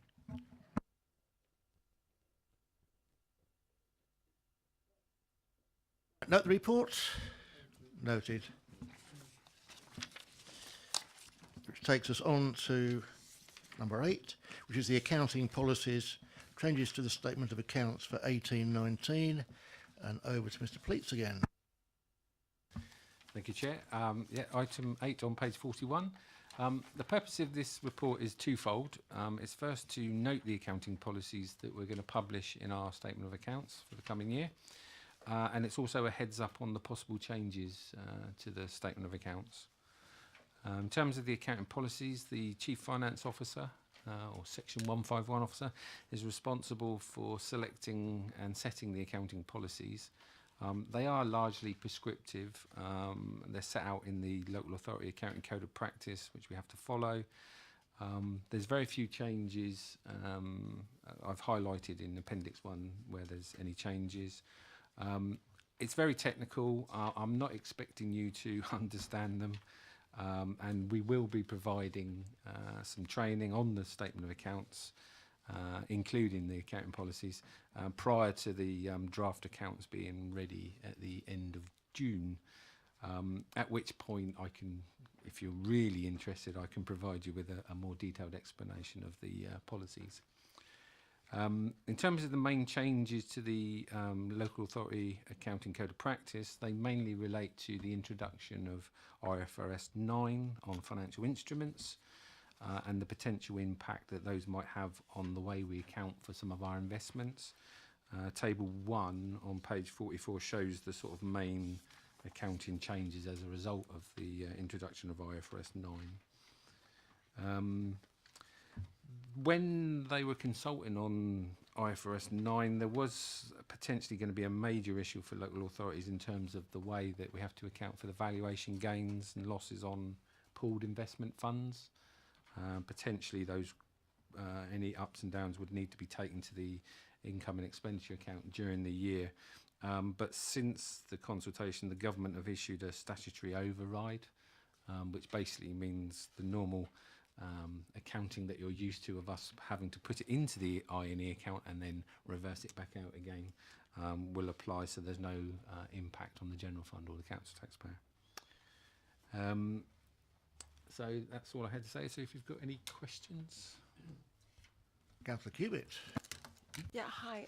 Thanks, Min and Dean. Just on the leases, because of our huge commercial real estate portfolio, and because of the length of some of our leases, and particularly the one we sold to Village Hotels was that for 250 years? Has this new amended structure on the leases had any impact on our balance sheet, specifically with relation to that product? No. That's the short answer. Our accounting policies on leases remain exactly as they were before. I do like short answers. Anybody else? Okay. Note significant accounting policies. Note the changes to the local authority accounting code of practice. I can now move on to item 9 and hand over to Kevin Souter, who will talk us through the external audit. Thank you, Mr. Chairman. So I'm not going to talk you through the entirety of the external audit. We don't have long enough. So the main aim for me today is to take you through the key elements of the audit plan. The plan sets out a number of the items that we're obliged to tell you as part of the International Standards of Auditing, but I'm going to concentrate on the risks, and I'll be happy to take any questions on any of the other content. So, as a reminder to the committee, we have two main functions: to provide an opinion upon your financial statements and to provide a conclusion on your arrangements for value for money. We undertake a risk focus audit, so we look at what's going on in the environment, what's going on, changes to the council, changes to processes, accounting policies, for example, such as just been mentioned, and then we produce our audit plan. Starting on section 2 is where we set out the risks to the financial statements, and that is on, sorry, it's clashing, I think page 63 of the pack today. So the first risk we're drawing out is around potential capitalisation of revenue expenditure. So we're looking here to make sure that revenue monies are funded from revenue, capital is funded from capital, and the two aren't mixed up, which could potentially be illegal in terms of the statutory environment the council has to operate in. So we're going to be doing that through looking at the focus on capital additions and any potential journals that are moving revenue to capital expenditure. Over the page, on page 64, we're then mentioning general risk around fraud or error. What this is essentially saying is no matter how good your control environment, management are always in the position where they put in place those controls, so they know how to get around them. So we take a programme of work each year and we'd recognise this risk across all of our audits to ensure that that type of fraud and activity is not occurring. On to page 65, we have a significant risk this year around new accounting standards, which is IFRS 9, as Dean has just been mentioning in terms of the financial instruments. What makes Basingstoke and Dean very different from a number of borough councils or district councils across the country is the significant level of financial assets that you have. So we quote 135 million in terms of our plan here, but in terms of your Treasury Management Report, you've also seen the latest figure. And there's some significant changes brought in terms of the accounting standards. Firstly, how those assets are to be classified, and then the consequent accounting treatment. And then we have, as Dean also mentioned, the statutory override. So it's a major change that we need to work through this year and make sure you're accounting for those correctly.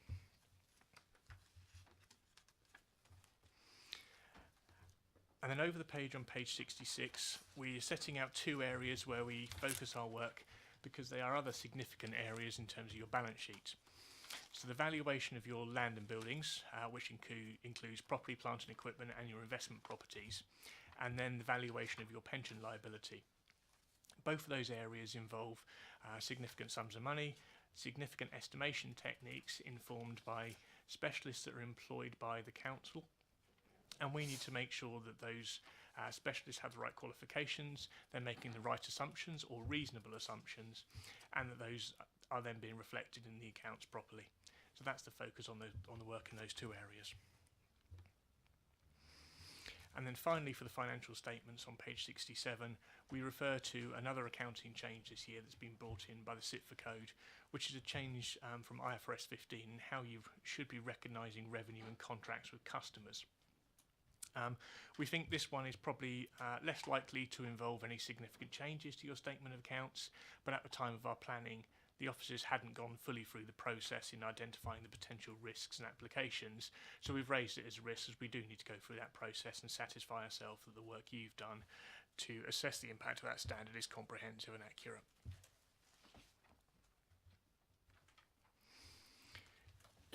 The next section of the plan, section 3, relates to the second of our responsibilities for value for money. And again, I do highlight this is about your arrangements for value for money. We can't take a judgment whether something is or something isn't value for money. It is too subjective, I'm afraid. So the Code of Audit Practice sets out the responsibilities for us to look at your proper arrangements around taking informed decisions, deploying your resources in a sustainable manner, and your work with partners and other third parties. Having undertaken our risk assessment this year, we do feel that we need to take a look at the governance arrangements around the Many Down project. So this is a significant project which the councillors are well aware of. We haven't looked at this in detail in the past, and it's coming to some significant decision-making points. So we do feel at this point in time we need to have a look at this project to assure ourselves you are taking those decisions properly and you are working effectively with those partners, including the County Council. So that's the risk we're going to be looking at for our value for money conclusion this year. Those are the areas I just wanted to highlight and draw to the committee's attention. I'll be happy to take any questions on those items or any of the rest of the paper. Councillor Cubitt. Yes, thank you very much. That's very comprehensive. Just out of interest, you've limited. You say you're going to look into the Many Down, which is great news, and I'm sure as members we're greatly relieved that that is going to be one of the areas. Is as you're, I'm sure, fully aware, there are other very significant, substantial projects being undertaken by this council at this juncture. Why is it that you're only limiting your evaluation on VFM to that project and not to possibly the leisure centre? So we undertake a risk-based planning activity at the end, at the start of each year. The risk is about whether we are in a position or not to be able to give a conclusion whether the council has the arrangements in place. So regarding the leisure centre or any other items that don't appear in this plan, we haven't identified a risk, we haven't been notified a risk of any item that would cause us to undertake that additional level of work. So the focus we have identified is Many Down as reported, and that's where we're going to be undertaking it. We can't possibly look at everything the council has undertaken, and I said it is a function of the risk the risk analysis we undertake. You happy with that, Councillor Cubitt? I don't think there's anything. I mean, I would love it if they could, but it's not my place to ask them, and I have to accept the answer that I'm given. I must admit, from what we have said in the past, and certainly what we will be saying later when we look at the risk register, we do consider that the leisure facility does have a lot of risks, and they do have financial implications. And it would be interesting to know exactly what they were. And it's interesting that the auditors have decided that that's not an area that they want to investigate, but no doubt as the audit proceeds, things may change. It is an ongoing process until the point we actually do give our conclusion. So if things do come to our attention that we feel then does merit looking at, we will discuss whether it needs to come into the plan and how we would do so. Right, I'm also interested that Philip Hood is considered to be a potential fraudster who knows how to get round all our internal controls. You may want to clarify that. He has our complete confidence. That was a joke. But some people might take it seriously. Councillor Phillimore. Yes, I just want to address the value for money scoping on whether the council has put in place proper arrangements to secure economy, efficiency and effectiveness, and how we deploy our resources in a sustainable manner. In my opinion, this administration seems to have had an abnormal turnover of senior officers and a heavy reliance on interim officers at a perceivable additional cost in the year. And is this something you would look at and scope out? It is something we've thought about. In terms of the risk-based planning, what we've had to consider is what's the scale of the issue. So we do bear in mind the concept of materiality in the same ways we do think about that for the accounts. But it's also we need to take into account, are we seeing any evidence of deterioration in those arrangements because of the changes in officer structure? And at this point in time, we haven't seen any evidence of those changes actually causing a deterioration in the arrangements that the council had in place. So while we understand that there has been turnover, again, at this point in time, we haven't seen a potential risk that we need to get involved in this in the context of the audit plan. Are there any other questions? Would you actually report on the additional costs, sir? Not specifically, no.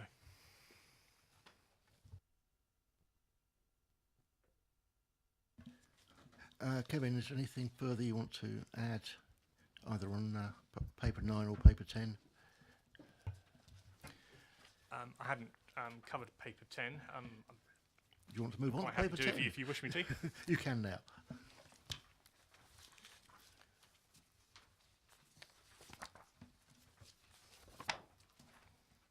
Apologies, just finding my place. So paper 10 is the annual report on certification and returns from the previous year, 2017-18. Essentially, it's a report on our work around the housing benefit subsidy claim, which is approximately value of £45 million for the council. We have to undertake a standard programme of work that's set by the Department of Work and Pensions. So for each of your benefit types, we select a random sample of 20 cases. If we find errors, then we extend that testing to an additional 40 cases per error type. And then if we are not satisfied that any errors are not isolated or do not bear any impact upon subsidy, we then make an extrapolation of the total potential impact. So the report draws out the fact that we have one area this year in terms of rental allowance tenants where there was incorrect calculations of earned income where we made such an extrapolation. The extrapolated error was just under £3,000, so put against the context of 45 million, a fairly small extrapolation. I wouldn't categorise that as something the committee would need to be concerned about. So overall, I think a pretty good report in the context of housing benefits. No significant items to draw to your attention, and I'd be happy to take any questions the committee may have on this report. Do I have any questions? Are we happy with that? We're happy with that. Thank you very much.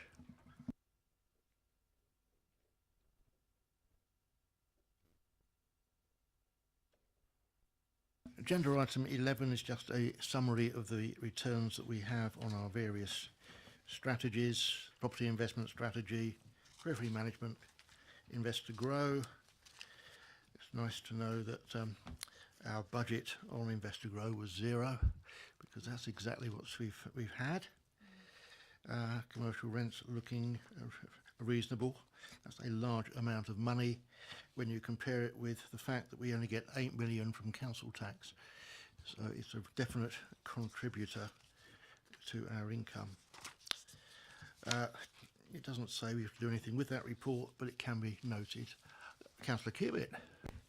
The only thing about that is that we were originally told it was 8 million per annum, and we were told that that 8 million, that's now become 9.7 or whatever, of the Eli Lilly was going to happen. So when did the forecast go from 8 million to 0?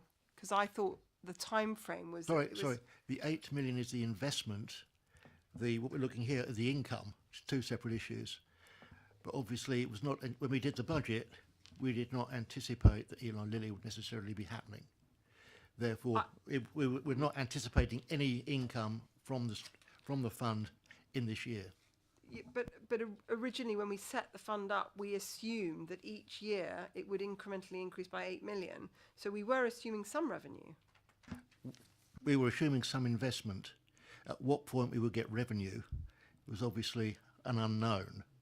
And therefore, conservatively, we anticipated nothing. So the worst case was we weren't getting any bad news. Mr. Chairman, in view of the fact that we actually have outgoings, we actually should have a negative there then, because we've been paying them X amount per annum in fee income for non-revenue. So there should be, I mean, if it's got income, there should be a bracketed figure there, shouldn't there? Yeah. I'll ask Mr. Hood to say exactly how we do account for fees. Basically, what the when we did this statement, it was at the request of the committee, and it was to show just the income that was coming from these different sources and how it added together. There will be costs against all of the different categories there. So there's costs of operating property investment strategy, there's staff costs, and I don't know, we have to pay stamp duty when we buy assets, and same with treasury management and invest to grow. Yes, there's costs there. So all it's showing on this statement is a simple statement of what's the income that we're getting and how does that compare to the income budget. You could have a separate statement if that was what you wanted, which showed you all the expenditure on all these areas. But my understanding was the committee just wanted income here. Okay, I'm sorry. I'd assumed. I'm not trying to make things difficult for you, Philip. I just, because when we were looking at the figures in council, that even had the forgone revenue that we would have got were that asset, where that money's still sitting in the investment account, so that it reflected a true, so that the 1.7 projected revenue that, for example, the PIS fund's supposed to create took into account the revenue that we were forgoing because it would have been sitting in Dean's account. So I suppose I was assuming, obviously erroneously, that this would be the revenue once you've taken into account all the costs and the outgoings, in a normal way that you would run any fund. But maybe I'm wrong. I think that's just another illusion shattered. These are the gross figures. But there was a question there, was whether we wanted to see associated costs. I'm not sure how easy it would be to put those together. I mean, for us to evaluate, and the question is whether we are supposed to evaluate, but for us to evaluate whether what we're doing by switching money into a very diversified, safe, supposedly, as safe as possible investment fund into what I consider to be a much higher risk activity, which is increasing further our exposure to the commercial real estate fund, and that the reason we're doing that is in order to make 1.7 on the 30 million, and if it goes up to 35 million, we're supposed to be making 2 million on it, net of all the costs that relate to that activity.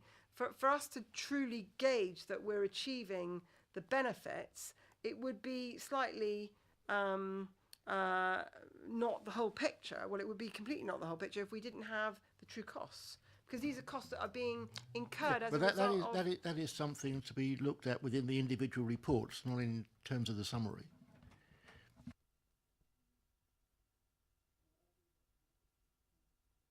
I think I note your comments.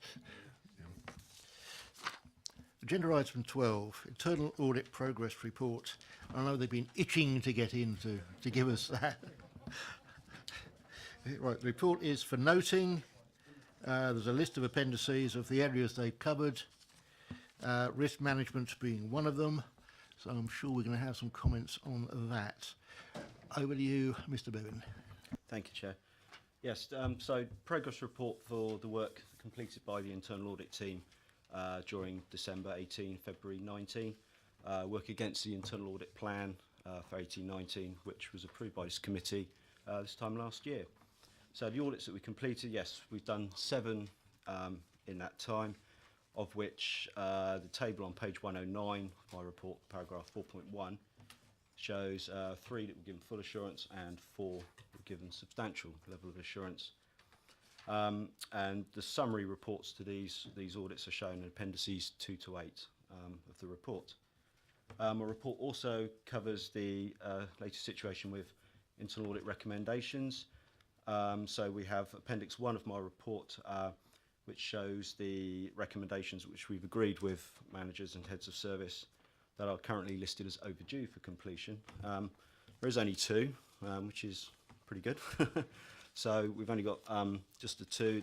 Here's an update to the first one on that list. The legal service manager, that's recommendation 1.22. They are in a position to providing an update through the Information Governance Steering Group, which is being chaired by the legal services manager. I understand a report on this situation is or has gone to SLT very recently. So we have had progress on that particular report, on that particular recommendation. Sorry, it's going to SLT, beg your pardon. The other appendix, Appendix 9, just shows the remaining recommendations, which are not yet listed as overdue, but we will chase up those recommendations on a monthly basis and hopefully be completed in due course. Nothing further to add. I'm happy to take any questions. Right, we're open to questions. Nothing?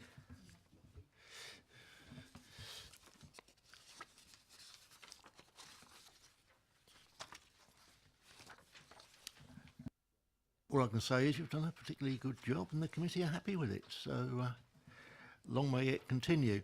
One question I will raise, and I suspect it might be covered by the next agenda item on the audit plan, but section 106, that was something we sent you away to look at again. Can you tell us what the progress is on that? Yep, I mentioned it in the report. It is work that is currently being finalised, and we'll be reporting back at the next committee. We have got it, as Paul will cover, we have got it as an item, hopefully for next year's audit plan, to undertake further work later on next year. Councillor Cubitt?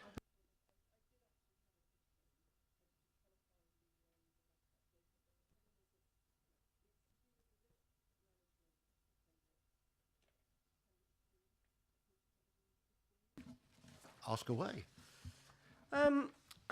You feel that there are adequate processes, and I touched upon this with Councillor Tate at the very beginning of this afternoon session, and it's to do with us as members being fully up to date with the risks that have been identified, and specifically risks in relation to very large projects. Before we got taken to court on the Manydown, I had seen the risk management appendix, and there were red marks everywhere, but we in audit were never told about it. And I'm now looking at another project, which I'm obviously not going to name because we're in open session, and there are red marks all over it, but nobody else in this committee's got that. So I'm not sufficiently comfortable that the process at the moment in relation to warning signals, especially on very large projects, is including us as members in audit, when I think we should absolutely have a system in place where we are told when there are red flashing warning signs on very large projects, where there are big risks being taken, and we seem to be in the dark about it unless I kind of ferret around and get the information. I think this is probably covered by our paper coming up on risk register, but any comments from you? Yeah, I'll just take this one on this particular paper. In terms of the risk management audit we did, we purely looked at decision-making process in committee reports, which is in the scope of the report, because we wanted to ensure that those decision-maker reports do give the right statement in terms of risk registers are completed, and then we chase to ensure that those risk registers are being complete. So we took a random sample of those decision-making reports and found, as stated in here, that process was being followed. In terms of the issue you've just mentioned, I'm sure, as the chair's just said, that will be picked up in the next paper, or also the one afterwards, which is the effectiveness review of the committee. I think one thing we need to be aware of when we're looking at internal audit reports they are fairly specific in what they've looked at. It's not a complete exoneration of the entire area. There may be weaknesses that they haven't investigated, but until they do, we won't know about it. Councillor Cubitt. Yeah, I mean, I appreciate they can't do. I just think we as a committee need to take it off. I mean, I know we've got a paper further on, but it's sitting here saying full assurance, and I haven't got full assurance. That's not me questioning your ability, but it just means that it's not completely reflective of a comfortable situation that I'm feeling, because I'm not feeling comfortable. And similarly with the Investor Grow audit, again, none of us, I think, are 100% happy with that fund, but you're happy with it. But, you know, that's not questioning your analysis. I just think we need to work out a system where we actually get a bit better feedback, because this has not got any value for us. Because there are underlying problems, but we're not being told them by Paul. If we go ahead slightly on page 137 on the next report, it does say that internal audit have a contingency of 67 days. If there are areas of concern that we want them to look at, this is an opportunity to add to their programme. But we can do that under the next paper. But we're happy with agenda item 12. Noted. Right, agenda item 13, the internal audit plan. Thank you, Chair. This paper I'm bringing to the committee, and I'm going to ask for the committee to approve my audit plan for next year, and also ask them to approve the internal audit charter, which is one of the appendices of the report. In terms of the internal audit plan, the works that I'm proposing that we do next year is in Appendix 2, which in my pack is page 150. And so hopefully that will break that down for you, and as the Chair's quite rightly mentioned, that you do have the opportunity to request work of my team. So I'll be asking you to approve that plan. And the second part of the approval is the charter, which is Appendix 1. There aren't any changes to the charter from last year that was approved by the committee, so I'll just hand over for questions or any requests for work, Chair. Right, if we can just look at the charter, which is unchanged. Are we happy with that? Yep. So it's just the internal audit plan. Right, questions? Councillor Rowland. Hi, it is around the S106. So where would that actually fit within your audit plan in terms of the items covered on 150, please? If you look at the medium risks, which is probably 2/3 of the way down, under the other key audits, we've got developers' contributions that will be in there. Carol. Are we able to put forward examples that we'd like you to actually take through? Most definitely. But we've always asked for the committee, if they are aware of any issues in these key areas, then by all means let us know, drop me an email, come and see us if you like, and let us know, and we by all means look at them. They'll arrange a away day for you to go to an internal audit.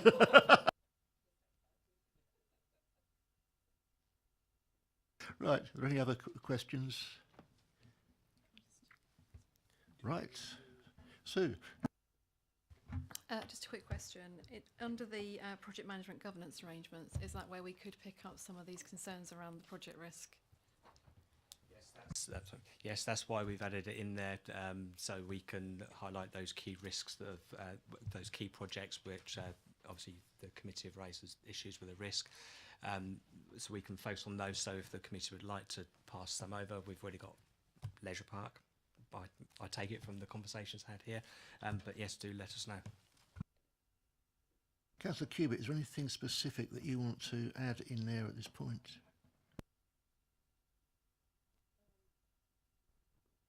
No, I think I'm going to come and have a meeting with Paul. Thank you. I think that's a good idea. Okay, we can approve that. It's approved. Right. Now with the one we've all been waiting for. Review of the corporate risk register. Yes, thank you, Chair.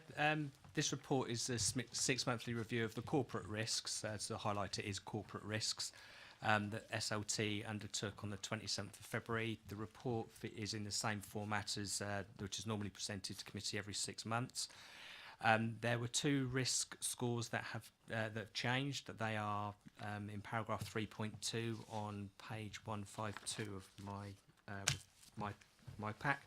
That's in relation to information management and cyber, and there's a couple of words on the justification for those changes for you there as well. And the other part of this paper is to request the committee approve the risk management policy.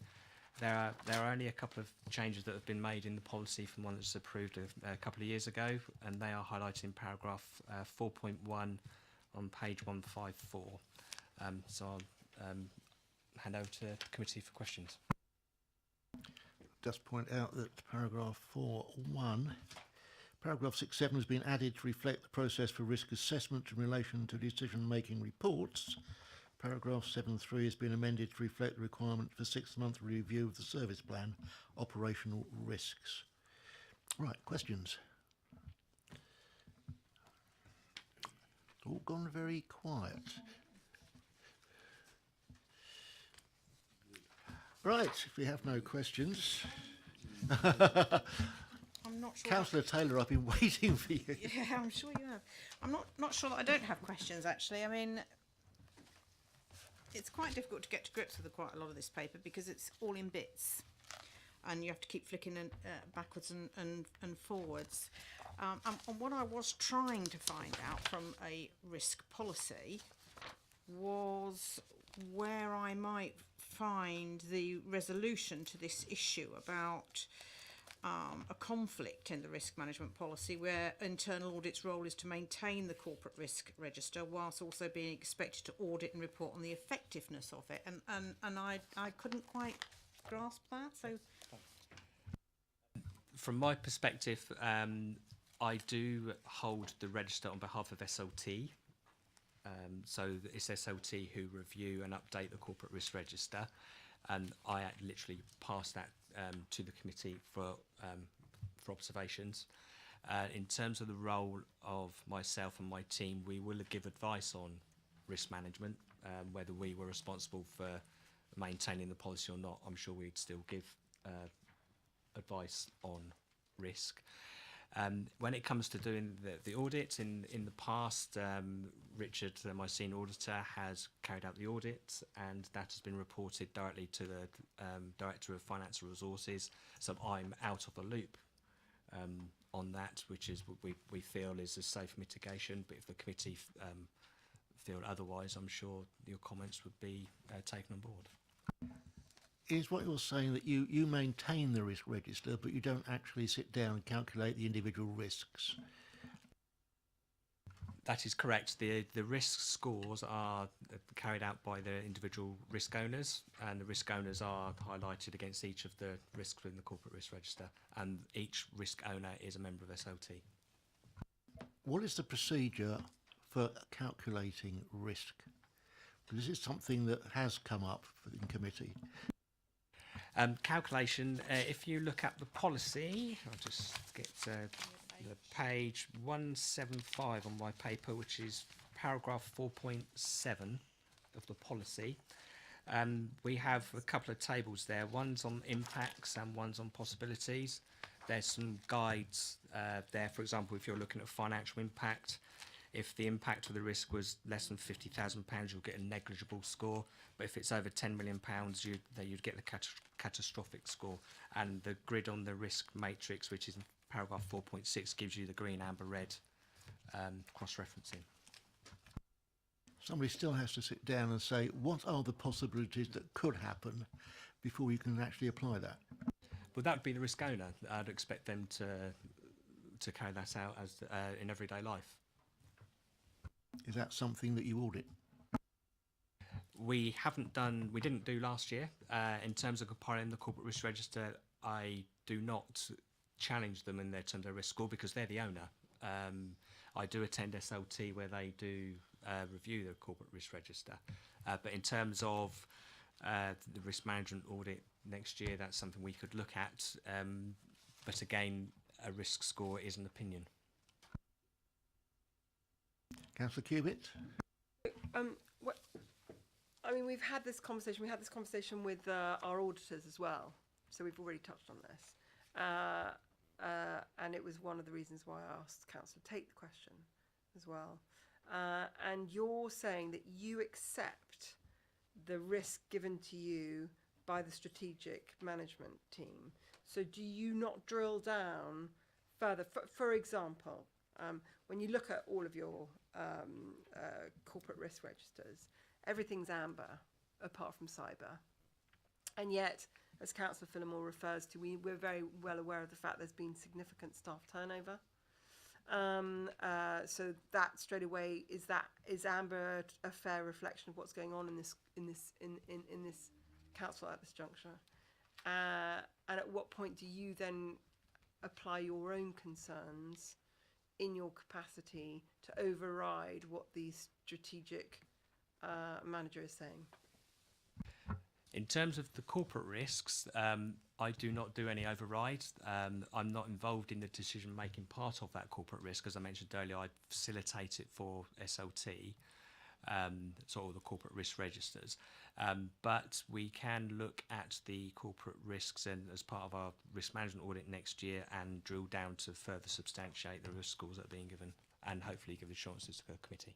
You see, this goes back exactly to the point that I said to Councillor Tate, which is that I'm looking now at a big project we're working on now, which has got massive red marks on it. I know that many down before we got taken to court had massive red marks because I got to see it. And yet, if you look at that section, that's why I made a referral to it in the previous meeting as well. It's amber, you know, and we got many down. We've got Basing View, we've got the leisure park, we've got so many things on there. And when we look at your categories as well, I mean, we're talking about huge. We're talking about possibly £6 billion worth of projects, and I personally can't see how. Firstly, that's amber, and secondly, how you could say it's amber if you knew the red flashing signs that relate to some of those ones I've just mentioned now. Yeah, so in terms of the corporate risk, I did send an email as requested by the chair on the 4th of March to the whole of the committee, so hopefully you all received it. When it was looking at more the clarification of the risk register, the corporate risk is not looking at the individual projects to give them a score. The corporate risk is around supporting the growth, economic development and the regeneration of the areas within the borough. That's the risk. And what the risk owner is looking at is what do I have in place to ensure that I can support the growth, etc., in the... So exactly why I wanted to ask that question of Councillor Tate, because whilst you do a great job in the previous report, we're not actually seeing the real risks, because there are real risks that this council is identifying and we as audit aren't aware of them because you're not looking at them. And it's my favourite referral. I refer to it regularly. It's the container. We're on the side. There's a ship owner the other side, and the container's in the sea, and none of us is responsible for it. So who is responsible for a red flashing lights on a risk register for a project, for example? Who's responsible, Paul? That would be the project owner, and it will be down to them through the project process we have here to ensure that the risks are identified against those risks. Now, the committee are obviously not receiving that information, so I think the committee would need to consider how they can receive that information. I don't see that information would come to you through the corporate risk register. Well, it should. It should. That's just mind-blowing. If I can just add here, and I'm sure we're all aware of it, and we all know it backwards, but the terms of reference for the committee.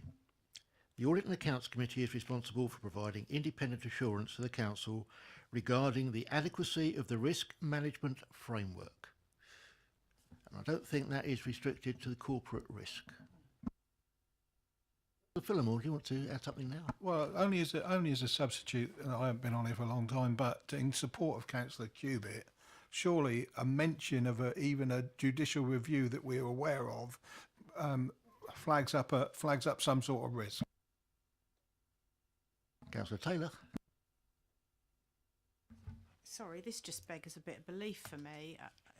I must be incredibly naive, or I've been working in other organisations with different risk management structures completely.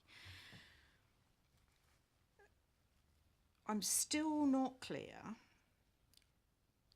on what's being said here. Are we saying that a corporate risk register for me is about all those strategic objectives, plans and bits that we're involved in, and we should be undertaking some form of risk management for them, and they should be, and we should have a corporate risk register. Now, it's like a pyramid, isn't it? You know, at low operational levels, you know, we have lots of small risks like falling over this cable and losing our paper clips. And then as we go up the pyramid, things get, you know, the description of the risk is larger. It is also bigger. It is also more important. It is not right to me that we say that a project like Manydown is only included in the corporate risk register in the context to which it might impact the borough's growth. That is just insane. I mean, you know, that's like, you know, that is not its impact on risk. You know, what we're saying is the big thing is that we should have growth. What might be a risk to that, or Manydown might not work? That's not a sufficient extent to be looking at those risks in terms of such a phenomenally large project such as Manydown or the leisure park. I mean, those are big strategic projects. They should have a risk register, and and the overall totality of it should be reported in there, and certainly not limited to a context of the extent to which it affects our growth. And I did get your email. I genuinely didn't understand it, because I thought surely you can't mean that the risk register is limited to the extent to which it might impact upon growth, and surely you can't mean there isn't operational risk management in play for those, because that's what it seemed to say. And overall, I'm still not getting a sense of an answer of who is responsible. Are we seriously saying that these enormous risks are deliberately contained in small containers with a small view, such as growth, that there's no challenge to it, that it's only the senior leadership team that are doing that, there's no external view, and yet at the same time you're expected to report on the effectiveness and efficiency of those control processes, and yet there's no hands-on on this? Just before that, when we talk about Manydown, does the risk get discussed at the Manydown Overview Committee? It does, and risk is also presented. I believe that the risk score is also presented performance panel. Can I just touch on the risk process? In terms of what we have in the policy, you have service risks and you have corporate risk and you have project risks. Every service has their own service risk register. Every project will have its own project risk register, and then there's a corporate risk register. As part of the corporate governance audit we do each year, we ask each service head to sign a assurance statement, and within that assurance statement there are two questions we ask which relate to risk. One is, in my opinion, I've taken reasonable steps to identify the key risks that may affect the delivery of the service I'm responsible for. And the other one is on the major projects. In my opinion, a risk register is in place for all major projects that are within my service. The corporate programme board are kept up to date on the high level risk that may affect the delivery of this project. That's signed by each service head, and that is then also signed by the relevant corporate director. So in terms of the visibility, I believe that visibility is there in terms of officer structure. I would say that the risk scores are presented to performance panel, but if this committee feel that they're not receiving those risks, then that's something that you would need to consider how you receive that information. I'm interested in the way we can comply with our terms of reference without that. Councillor Cubitt. Management at all. But it's one thing to sit in on all these meetings and discuss, you know, cyber risk and all that jazz, and then and that's all that there is, or that, I don't know, the cemeteries haven't been, or the fundamental information is compliance with the documentation retention. And I'm not disrespecting that, because that's important, but I don't understand why we're being told. That's why I made a reference to paper clips earlier. I mean, that's really important, but it's not it's not in the same category of risk to if you do X, you are likely to be taken to High Court and you are going to lose. There's a 60% likelihood of you losing a High Court appeal. I'm not saying that's what we got at the moment. I'm just saying that's what we did have when we had many down. And yet we as an audit committee, we're not ever made privy to that. And I know that there are comparable concerns going on at the moment about existing projects for which we know absolutely nothing about. So I don't know where the levels of our engagement are with regards to monitoring risk, but it's not acceptable, I don't think, as since we sit on this audit and we maintain that we're here to respect and represent the interests of the residents, to then not know about these risks at all. Okay, Sue. Would the committee be happy if we took an action to go away and look at how the best way of actually informing you of that information is? Because I think that from Paul's point of view, he's answered the questions. Yeah. It's just we need to actually take an action to just see how best we can progress that through to you. Well, thank you for that, Sue. Thank you for that, Sue. I think you've just come to the conclusion we were all coming to eventually anyway. Councillor Faulkner, you've got a quick question, I think. Yeah, it was actually, dare I say, a point that we discussed with the Ernst & Young training session we had last month, which is there is a lack of clarity between the role of, say, the Many Down Overview Committee, the Scrutiny Committee, which has the performance panel underneath it, and this committee as to exactly what it should be considering and down to what level, so that we don't all consider the same thing separately. Right, Councillor Taylor, can you make it quick? Yeah, I will do. I think this is the summative nature of it, and what I'm trying to get at is that we have to be assured that the process is there. At the moment, we are not assured that the process is there. We see no evidence of it working. Does that make sense? That makes perfect sense. Right. Also, I mean, we all know that we've had a very high turnover of staff. So whilst Paul can be assured that he's been given assurances, they're not here. They're gone. And the only consistency is us, and we won't be able to ask X, Y, Z to come and explain why ABC happened because they're no longer working for us. Come May, there could be a high turnover of councillors. Right. First of all, the content of the report is noted. We approve the changes to the risk management policy, and we request that a report be brought back to us on the whole area of risk so that we can debate it further. Agreed. Right, we have strayed, I suspect, into item 15, the Audit and Accounts Committee Effectiveness Review. Sue, do you want to introduce this one? Or would you rather... Just a few quick words just to just remind people what the background of this is. So the committee back in December, this committee decided that it wanted to do a review of their effectiveness, and it was decided that you would do that through a facilitated workshop with Ernst & Young. That workshop took place on the 27th of February. It was attended by 7 of the committee members.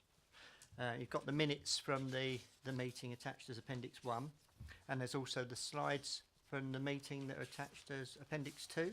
So you can see there the sort of areas that were considered at that workshop. And then what I've done in the report is just drawn out in Section 4 the top actions.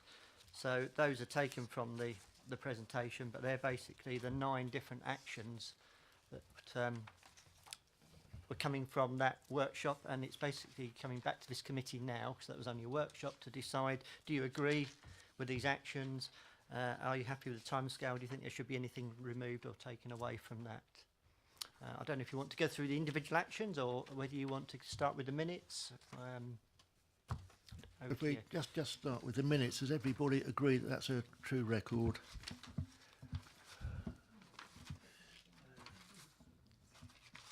Yep. Well, thank you very much, Ellie, for that. It's good to have our conclusions noted this time round. Right, if we start looking at the top actions, I'm not going to limit it to just the actions which are on here. If anybody wants to add anything else, please do. But let's start with the terms of reference. Right, do we have any points that people want to raise? Certainly in terms of our terms of reference, we do have some at the moment. The opinion of Ernst & Young was that they were far too brief. They needed breaking out and being far more specific in terms of exactly what we were supposed to do and how we were supposed to do it. So I think that does need looking at, and I would be quite happy for officers to take that away. But in terms of our terms of reference, are we happy with what we've got at the moment, or are there things we should be looking at that we're not? Councillor Cubitt, you're...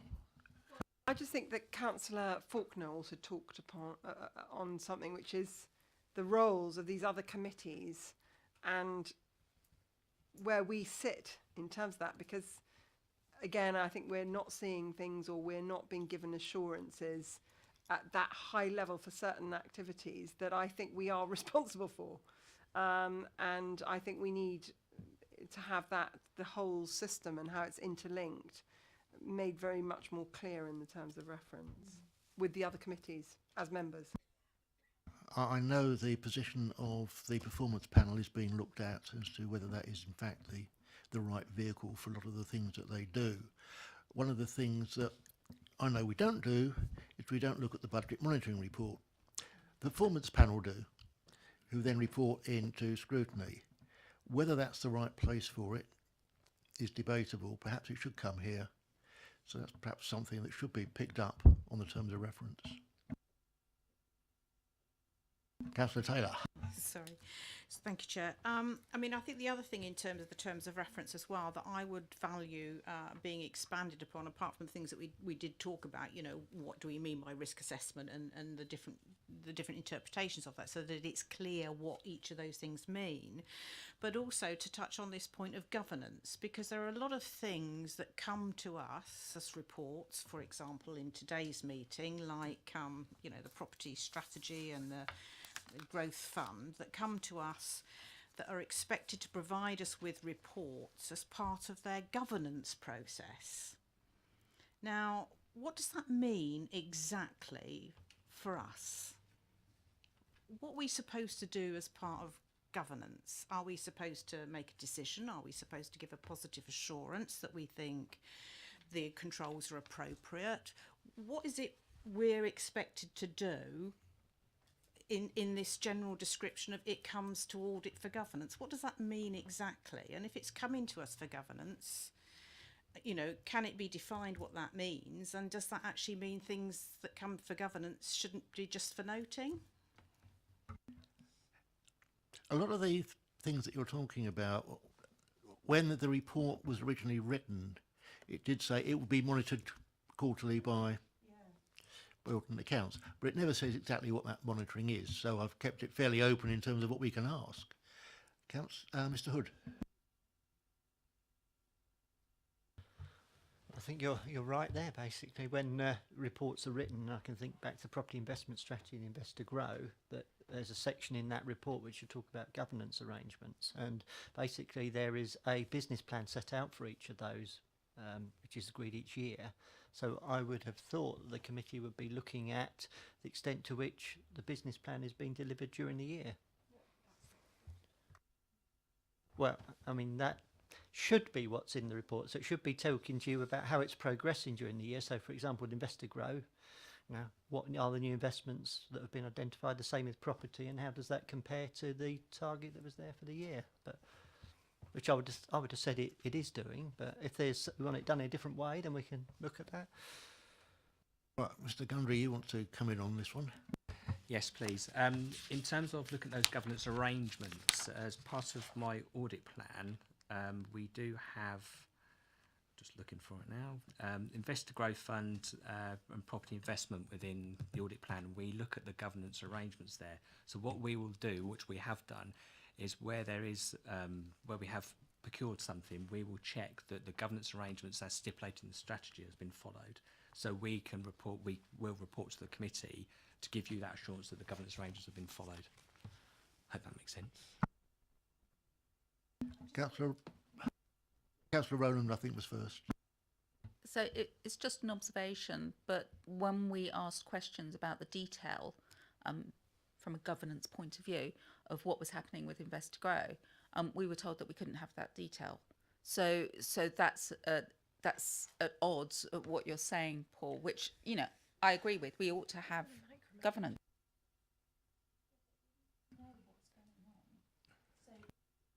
Sorry, if you're governing something, if you have governance, you have a holistic view of everything that's going on. If you don't have that holistic view, you can't tell whether it's a good thing or a bad thing. At the moment, my personal view is the Invest to Grow Fund is not being managed in the way that we potentially had wanted it to be in the first place. Councillor Taylor, did you have your hand? If you didn't, no doubt you will. Yeah, I suppose I'm just it's never terribly clear to me in plain English for each of these things when I go and look at the papers what the governance expectations are.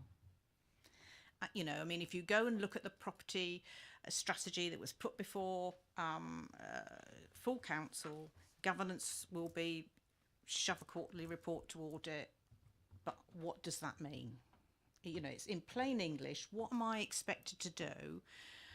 What should I know in order to be able to, at some point, presumably in the year, somebody is going to say to me or ask me whether I am happy and can give some form of assurance. And at the moment, I'd say I have absolutely no idea.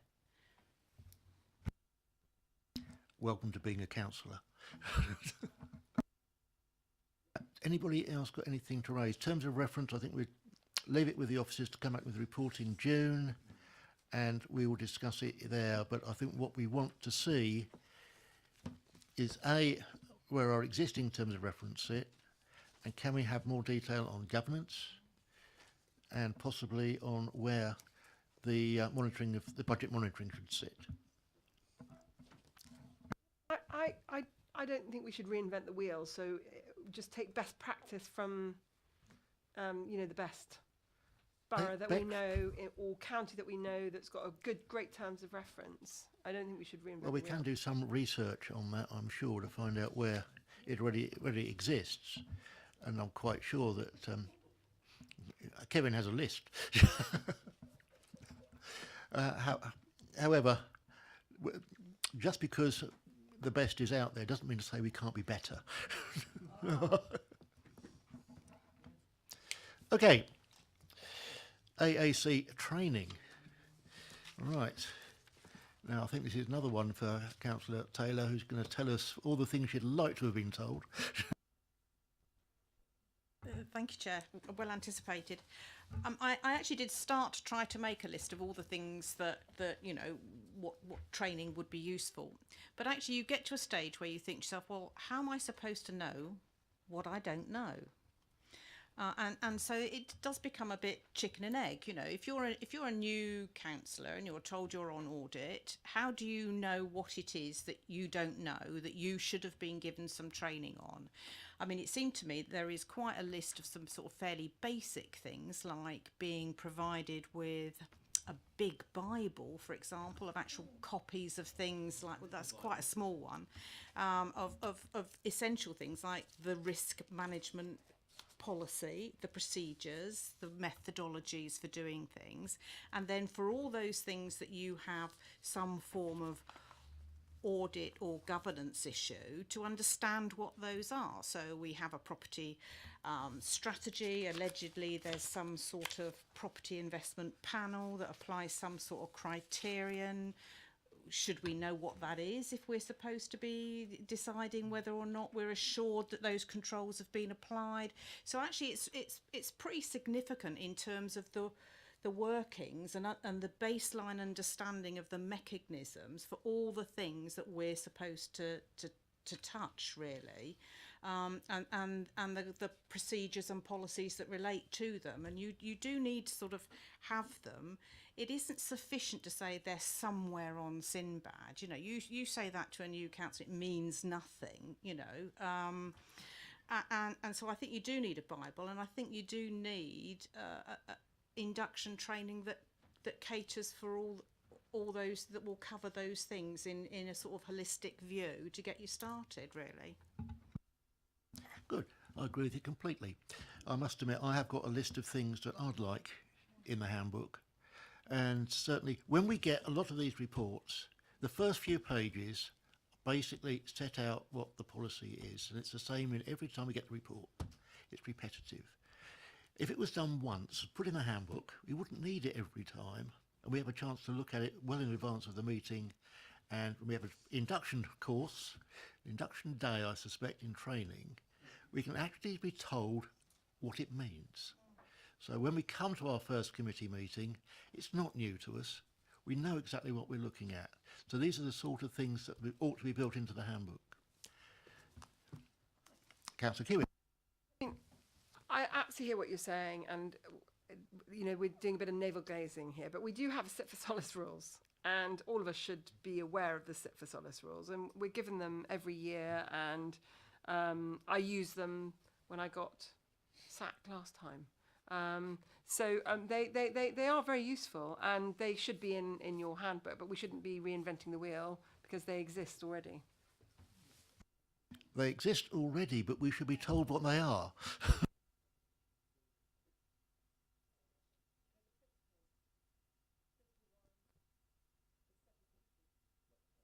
Absolutely, but they're not in the handbook. They should be. Philly, is that a wave, or are you drowning?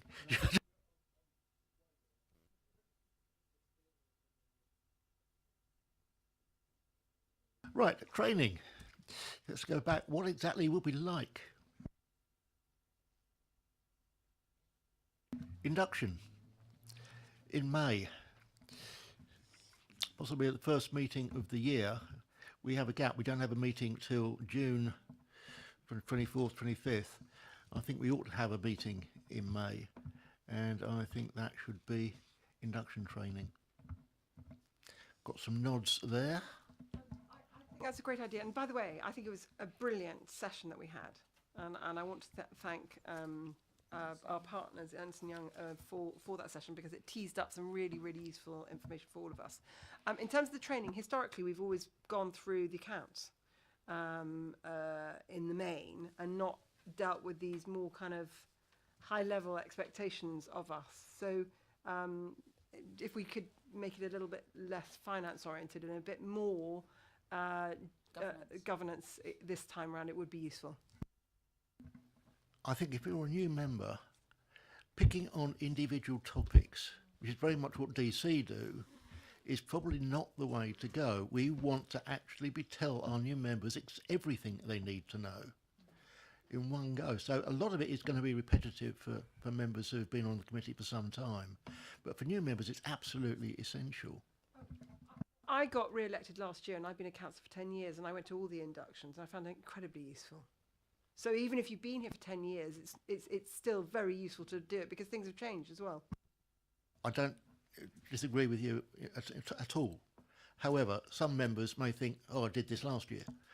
Others may think, yes, I needed a refresher on this. It's just down to individual members how they approach it. But certainly, yes, if there is an induction meeting, you are going to learn something new. Yeah. Things change. So one of the things I would like to see coming through, I won't even say wait till June.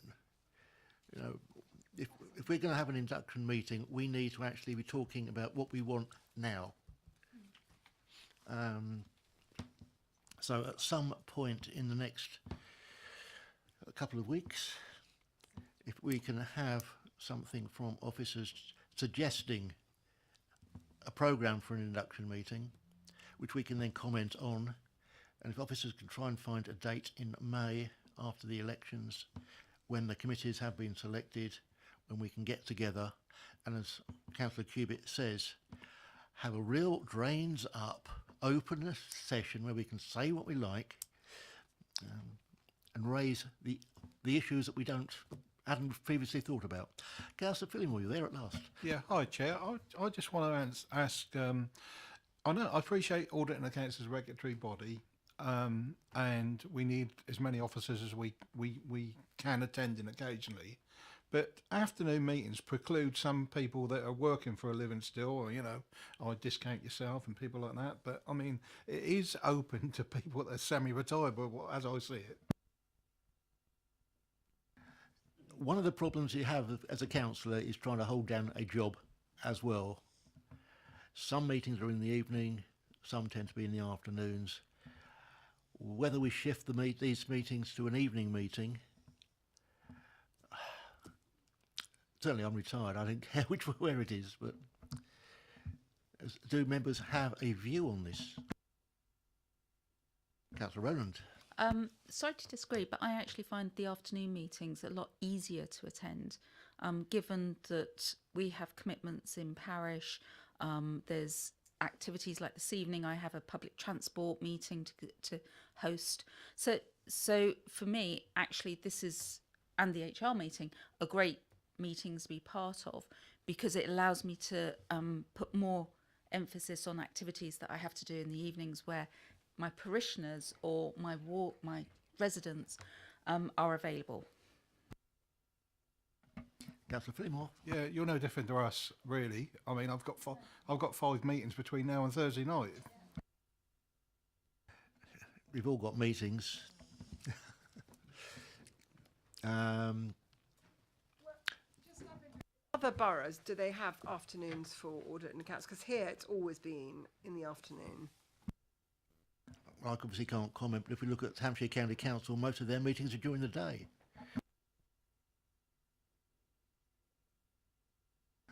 What do we do in Portsmouth?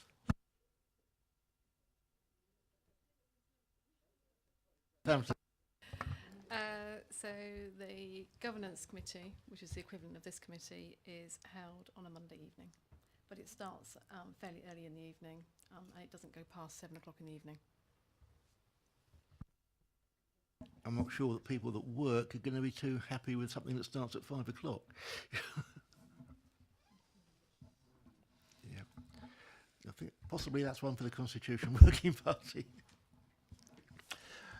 Okay, so induction training and training through the year. We do have a session on the accounts prior, usually to the approval of the final accounts.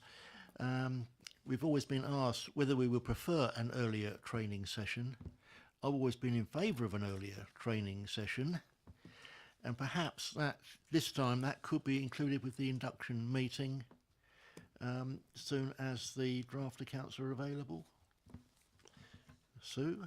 So the draft accounts won't be available until the end of May. So if you want an induction meeting before that, it won't be on this year's set of accounts.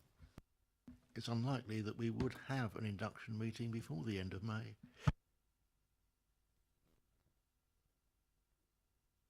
If that could be taken in hand anyway and considered, because it certainly would be useful. Otherwise, we're probably talking about the possibility of having a training session before the June meeting, which we need to agree now, because there's no point agreeing it at June. So those people that are likely to be back next year, would you prefer your training session on the accounts at the June meeting? So I think it's good to separate them for exactly that reason. I think it would be great to have the finance one before the finance and actually have this more generic sit for solace, 7 principles, expectations, and a kind of a route map for the year as to the performances of the various areas that we're supposed to look at. That would just be my take home. So you're saying don't do it with the induction training, but do it, I'm saying, at the June meeting when the draft accounts are available, rather than having it later in the year when we've got the full accounts available, which we've done in the past. So we agreed it's June. Okay, that's one for Philip to take away. The work plan. Well, we do get a copy of the work plan in the handbook. So we do, or should know, at the beginning of the year exactly what's coming up. Should it be a rolling plan? I would say definitely it should. It shouldn't stop at the end of the year, because if we look at our work plan in our papers today, it doesn't take very long because there isn't one. As far as the work plan is concerned, we finished it. But I think we need to be thinking about the work plan going forward. So I think in future a rolling work plan would be a good idea.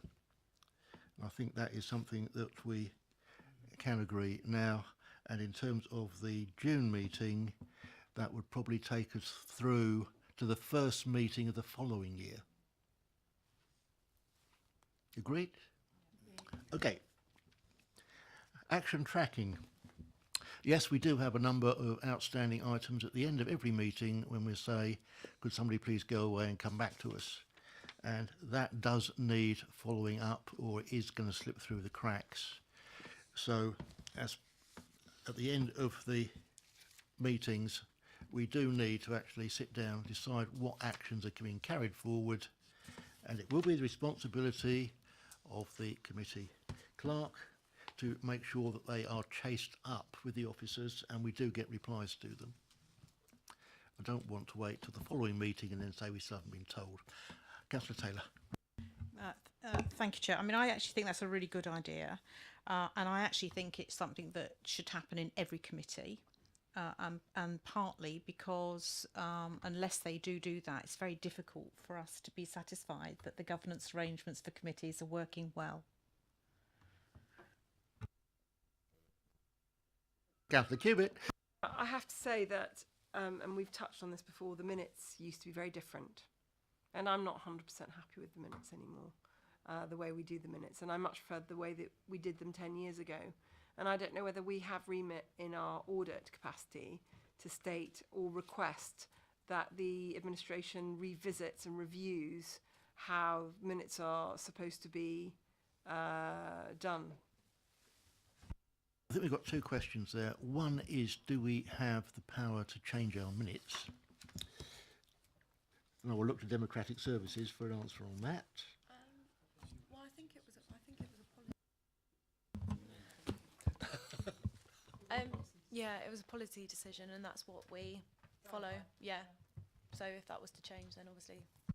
So the short answer to that one seems to be no, we don't have the power to change our own minutes. So do we ask for it to be reviewed? The answer, I think, is yes, because I've heard a number of councillors criticise the minutes. And it is... Sorry. It's not a criticism of Ellie at all, or No, the it's administration. not. It's a not. criticism of our policy that maybe is not delivering the minutes in the way that we would like them. I quite agree. Certainly no reflection on our clerk, who does a wonderful job. Okay, that's... Sorry, Chair. Assurance around the 18/19 data breach. This was discussed in a timely manner. Sorry, should have been discussed in a timely manner. I think this is probably historic now, but at the time it was ongoing. Whether it was right for us to look at it or not was really advice from officers who said don't leave it until we got a final report. And it was always thought that that final report was imminent, but it did drag on for an incredibly long time. So I think in future, where we have a breach, we may need to look at that again, but that is one for the future. So I don't think we actually need to do anything with that. Councillor Taylor. I think it is worth stating, perhaps to those that are involved in producing those reports, that actually we have to have the information, because otherwise we can't discharge our duty. If we are being told about data breaches, we don't need all the information to the extent that the data breach occurs again, but we do need sufficient information to understand what the breach was, what control measures got slipped through, how it happened. Are there new control measures that have now been put in place? Because we can't give that assurance that the control processes are are sufficient and are working unless we have that information. And on our basic line, so we do have to have the information, otherwise, you know, and to say manana to this committee, or and indeed when I looked at the email trail, basically we were being told that we couldn't have the information because a solicitor somewhere had said there was no good reason to give it to us. That you don't say that to an audit committee. I don't think. I think an audit committee should be able to get anything it feels it needs to be able to give its assurances, whether it's on a pink paper, a green paper, or any paper you like, because otherwise we can't do it. So I think then it does need to be an understanding by officers concerned who produce those reports on data, and also on other reports as well, that we do need to have the information, that it's not a standpoint to say that we can't have it, or manana. I think that's one thing we need to be very careful of, is we do not want to be involved in the actual breach. That is not our affair. That is something that is investigated outside. What we're interested in, and I've always been interested in, is what happened, why did it happen, what could we do to make sure it doesn't happen again. And you're quite right, that information is not confidential and probably should come to the committee in a timely manner. And certainly we have some pink papers coming up which do discuss other issues which have happened since. So I think officers have learned from that. Councillor Faulkner. Yeah, just on that point, do I remember this rightly, that this was a chestnut lobbed over the wall at council to say, a council audit can have a look at that one? It wasn't, if you like, part of our normal remit. It was just a one-off issue that had erupted, and I thought we would be able to have a look at it. Well, I have a slightly different memory. I seem to remember it went to HR.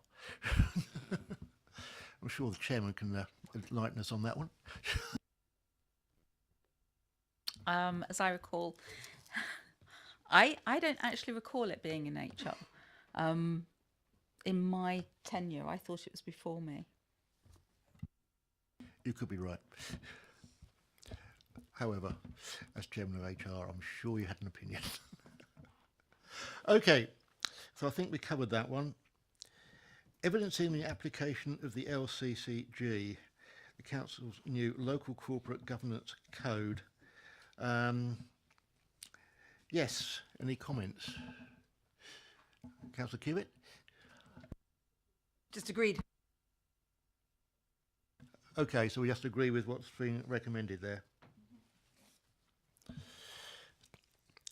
Full annual review of the risk management required. I think we have probably thrashed that one to death this afternoon. We have an undertaking with Sue that we're going to, and Paul, and I'm having a meeting with Paul, but that's outside and out with, evaluating how to make sure that we do genuinely know what the real risks are in this organisation. Quite right. Improvements in internal audit reporting. Now, we all know how bad they are at the moment. The higher internal audit plan reported to audit in March should show resource inputs, timing of audits by quarter. I think we probably don't break it down by quarter, but... So no, we don't. As I mentioned in here, that in my report earlier, once the plan's been agreed, we will then go and sort out the timings with relevant officers, and then we can bring that back to the committee and our progress report where we're planning to do what report, what audit, and when. When would it be available? That would be coming to the next progress report is June, so we can add it into the June paper. Sorry, when would it be available? Not when will you make it available? Approved today. What are we now? End of April. So it could easily be included in the handbook. So we can actually look at the plan for the year by quarter. So that can be done and will be done. Quickly, and it was interesting because your area came up quite a bit in our workshop. I don't know whether you heard. I think Ernst & Young did feel that we could be being a bit more cross-sector KPIs. Now that's, again, I think something that Councillor Faulkner's actually referring to, because I think the KPIs go through performance panel, don't they? Yeah. And we don't get to see KPIs here. So I think when I first became on this committee, performance panel used to report to us about the key KPIs that were failing. So that's something that's fallen off in recent years, and maybe that's something that needs to be looked into. There is a review going on of the performance panel, and it may be that some of the things that go there should come here instead. Or maybe it's very odd, if I think back on the whole history of performance panel, because I used to sit on it too, years ago, again, about 10 years ago, it's very odd that it ever sat behind planning and infrastructure, and before that, or EPH, or all the names before. It probably should have always sat as a subcommittee of this committee, with one person or two people here from two different parties being on the performance panel that then confirm in person to us, the committee, that everything is okay. Because where it was sitting was very, very peculiar, because it was completely unrelated to anything that we did as a matter of course in terms of all our other papers. As a past member of the performance panel, there are only 5 people on the panel. I have been to several meetings where there have only been 2 of us. Whether we are competent to actually be commenting on some of these things is arguable. So I do have concerns about the performance panel's effectiveness, let alone our effectiveness, as to whether that is the right place for a lot of this to be discussed. So that is something that we need to know. So one of the actions going forward is performance panel review and what should be coming here. Over to you, Mr. Gundry. In terms of point 8, where it mentioned about performance management, I think that was more in terms of internal audit do not review the framework agreement in place for performance management. So I have added that into the audit plan for next year, which is on page 160, which we approved earlier. So we can give you an assurance that the framework that is eventually agreed is working, is in place and working. I don't think it was about process. I actually think it was about the data beneath the process. I think they felt that our internal audit was too process oriented and there was not any subjective commentary with it. So, which kind of touches on the full assurance that you've given on InvestorGrow and your full assurance on the risk management, is that you're just saying the process is fine. And actually, I think what Ernst & Young was saying to us is we could and we should expect of your department saying, actually, you know what, there might be all the boxes being ticked, but they're not meeting the performance expectations. So I do think that they were implying that. Other parties at that meeting might disagree. Councillor Taylor. No, I would agree absolutely with that sentiment, that it's not a question of the process, it's a question of the output, the quality of the output. It's not a question of never mind, you know, fill the width. It's actually the quality of it and the lack of expression of judgment. So it's okay. Yeah, they've told me they've undertaken a risk assessment, but was it a good one? Yeah. Did they actually, you know, look around? Did they do something? And the same with performance. Have we actually set the right KPI? You know, is it actually being measured? Right, anybody else on that? I think we're probably going to take it as that was read. Right. The AAC annual report. At the end of each financial year, the AA should produce an annual report. Well, we don't. None of the other committees do either. We do reply to EY, which does spell out a lot of the things we do. Whether that letter should be widely circulated is an interesting thought. Councillor Kiewit. Sorry, sir. It's a tricky one, this one, because actually we are a very different committee from any other committee. And in fact, I think if my memory, I don't know whether Sit for Solace has changed rules now, but certainly in 2011 when I was sacked, I remember reading someone when we went through the the inquiry that we spent £100,000 on, quite a few councils required their chairman to be of a different political party to the administration. So I don't know whether that recommendation still stands in the Sit for Solace. But as a result, and the point of my background in commentary is that we are different, and we are supposed to be seen as separate from the executive, and we are supposed to be not swayed by the leader and the cabinet, because we're separate and distinct from them. So I can see merit in us presenting a report. I'm not suggesting that you're not the chair, of course, for heaven forfend. I think you do a wonderful job, but I'm just thinking that the checks and balances should be there, that the process of submitting an evaluation of what we've achieved during the year would not be a bad one. So, Councillor Taylor. I would agree with that, and I think it's particularly important because so much of the stuff that comes to us just comes for noting. So we're not actually making a positive affirmation of satisfaction. Positive affirmation, yes. Right, I think what we'll suggest at this point is that officers come back with suggestions as to what the report should contain. Meaningful. Absolutely. If it's not a meaningful report, then it doesn't contain very much. Right, I have got a number 10, which is the handbook, and I have suggested some of the items which should be in it. Our terms of reference, and that should be our new terms of reference, but for now, the existing terms.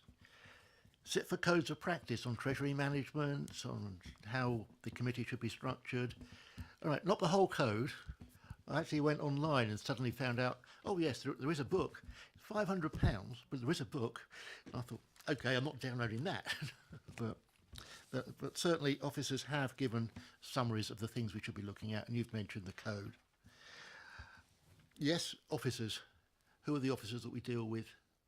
Where can we get hold of them? That information should be in there. And it should... Yep. But it should be not just the senior officers, but the officers that actually come to the committee. The governance statement should actually be part of our pack, because that's what we're measuring against.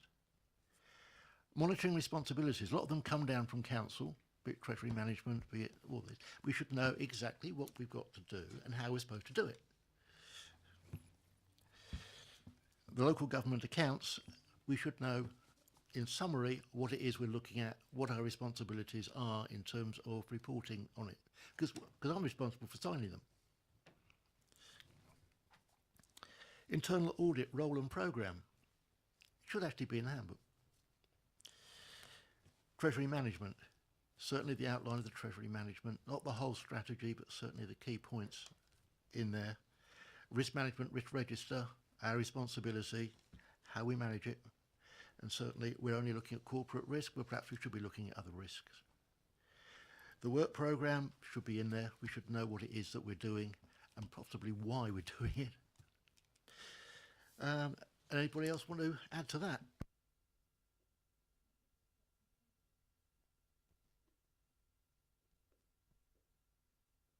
So the action is for Ellie to go away and do it.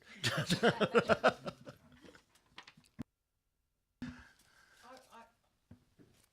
would like to repeat the fact that I think performance panel should sit under us. I think it's very odd it sits underneath somebody else's committee. There's a lot in the performance panel which probably isn't relevant to this committee. But certainly some of it is, and I think some of what they do should be coming here. I'm not sure all of it should be. I tell you why, even though you're saying it's not relevant, if Ernst & Young are correct and that we should be managing, not managing, but at a macro level looking at the KPIs, the KPIs don't just relate to finance. They relate to, the sale of a £2 million site on Basing View. One of the longest debates... 300 million... one of the longest debates I had on the performance panel was on waste collection, which actually isn't something that we want to be doing, but somebody needs to.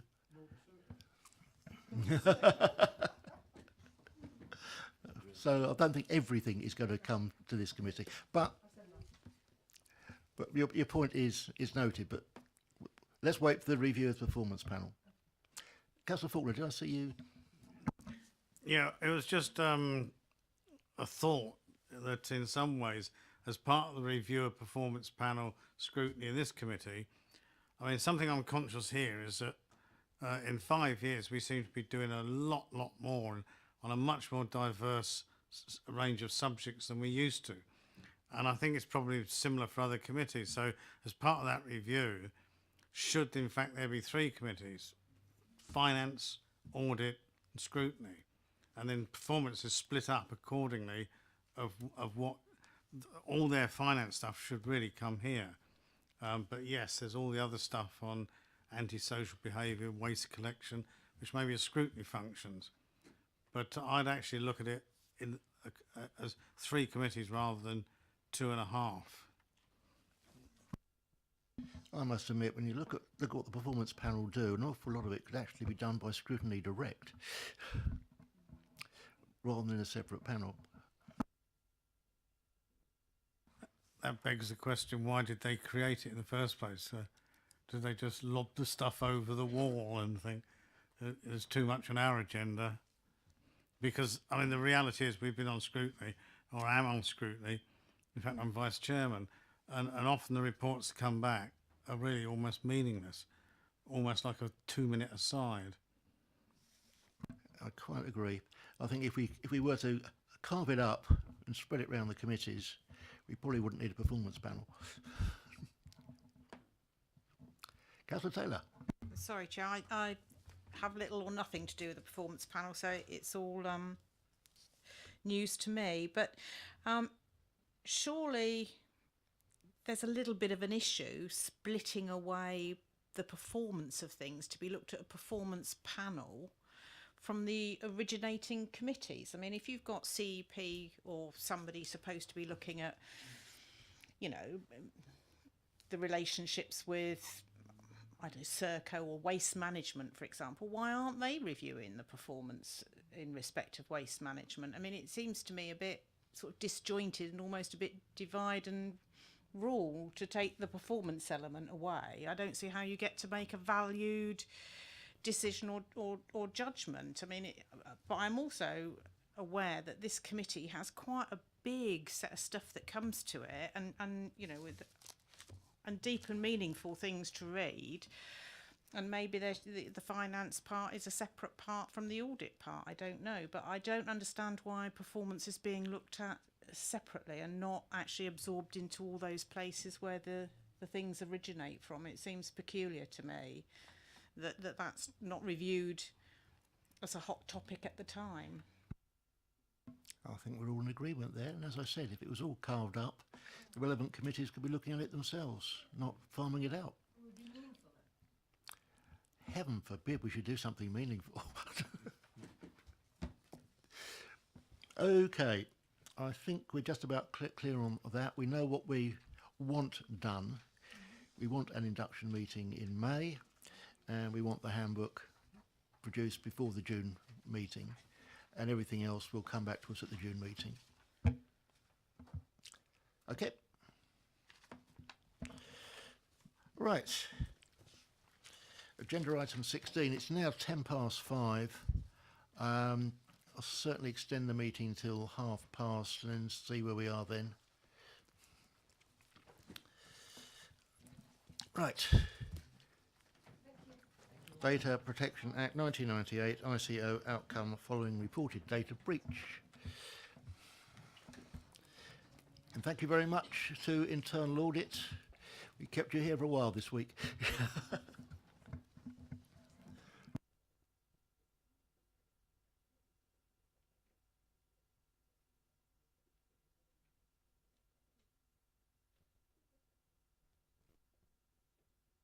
Right. Welcome to our data protection team. Do you want to go ahead and present the report? Thank you. This report provides information to the committee regarding 3 data breaches that have been reported to the Information Commissioner, and where the Information Commissioner has investigated and have we got to go into private session? Are we going to actually have discussion on the pink papers themselves, or is there going to be sufficient discussion without direct reference to the papers? In which case, I will take the whole of this item on confidential. Right. Agree with members that the meeting is now to become confidential by passing the following motion. That pursuant to section 100A(4) of the Local Government Act 1972, the public be excluded from the remainder of the meeting on the grounds that the public interest in maintaining the exemption outweighs the public interest in disclosing it. Therefore, that exempt information is likely to be disclosed as defined in the appropriate paragraph of Schedule 12A of the Act. Therefore, the webcast will be turned off and will be turned back on once the discussion is over. Ask members of the press and or public, we have none, to leave the room. Committee admin off for the webcast. Are we back on? Yeah, should be on now. Yeah. Okay, we're coming back into open session on item 16, the Data Protection Act of 1998 ICO outcome. The committee has noted and has commented on the details of the appendices, the recommendations made by the ICO and the steps put in place, and we're satisfied with them.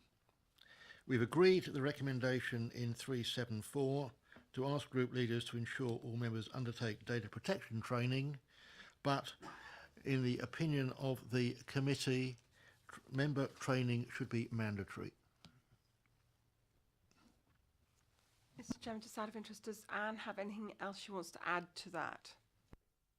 I think the only thing I would add is it's an issue that Standards Committee will consider as well, you know, whether or not this training should be mandatory, because they're responsible for monitoring complaints, and the breach obviously related to a breach of confidentiality and a code of conduct issue.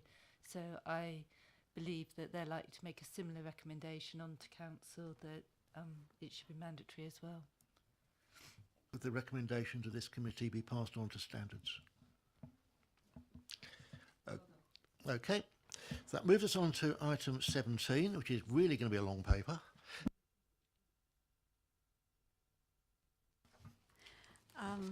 Item 17, this is the standard report on the viewing of social networking sites in an investigatory capacity. And for January and February this year, there have been no reported viewings. Is that a trend or is that seasonal? It was very low in the first 2 months of last year as well. We had no viewings in January 2018 and only 3 in February. I think generally there has been a tailing off of the use of social networking sites for investigations. Right, we can note that report. Not quite finished yet.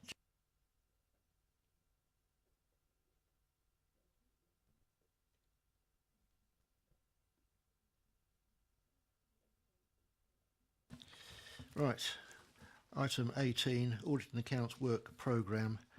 The committee is asked to note and review its work programme. Well, as we haven't got one. All I can ask is that a work programme is circulated to the committee with the new handbook. And I go in...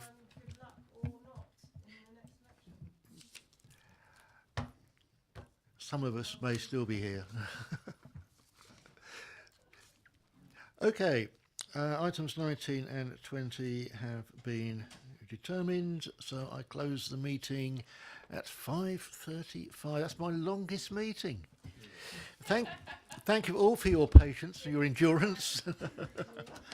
And my thanks to the members who were substituted today. Their contribution has been valuable.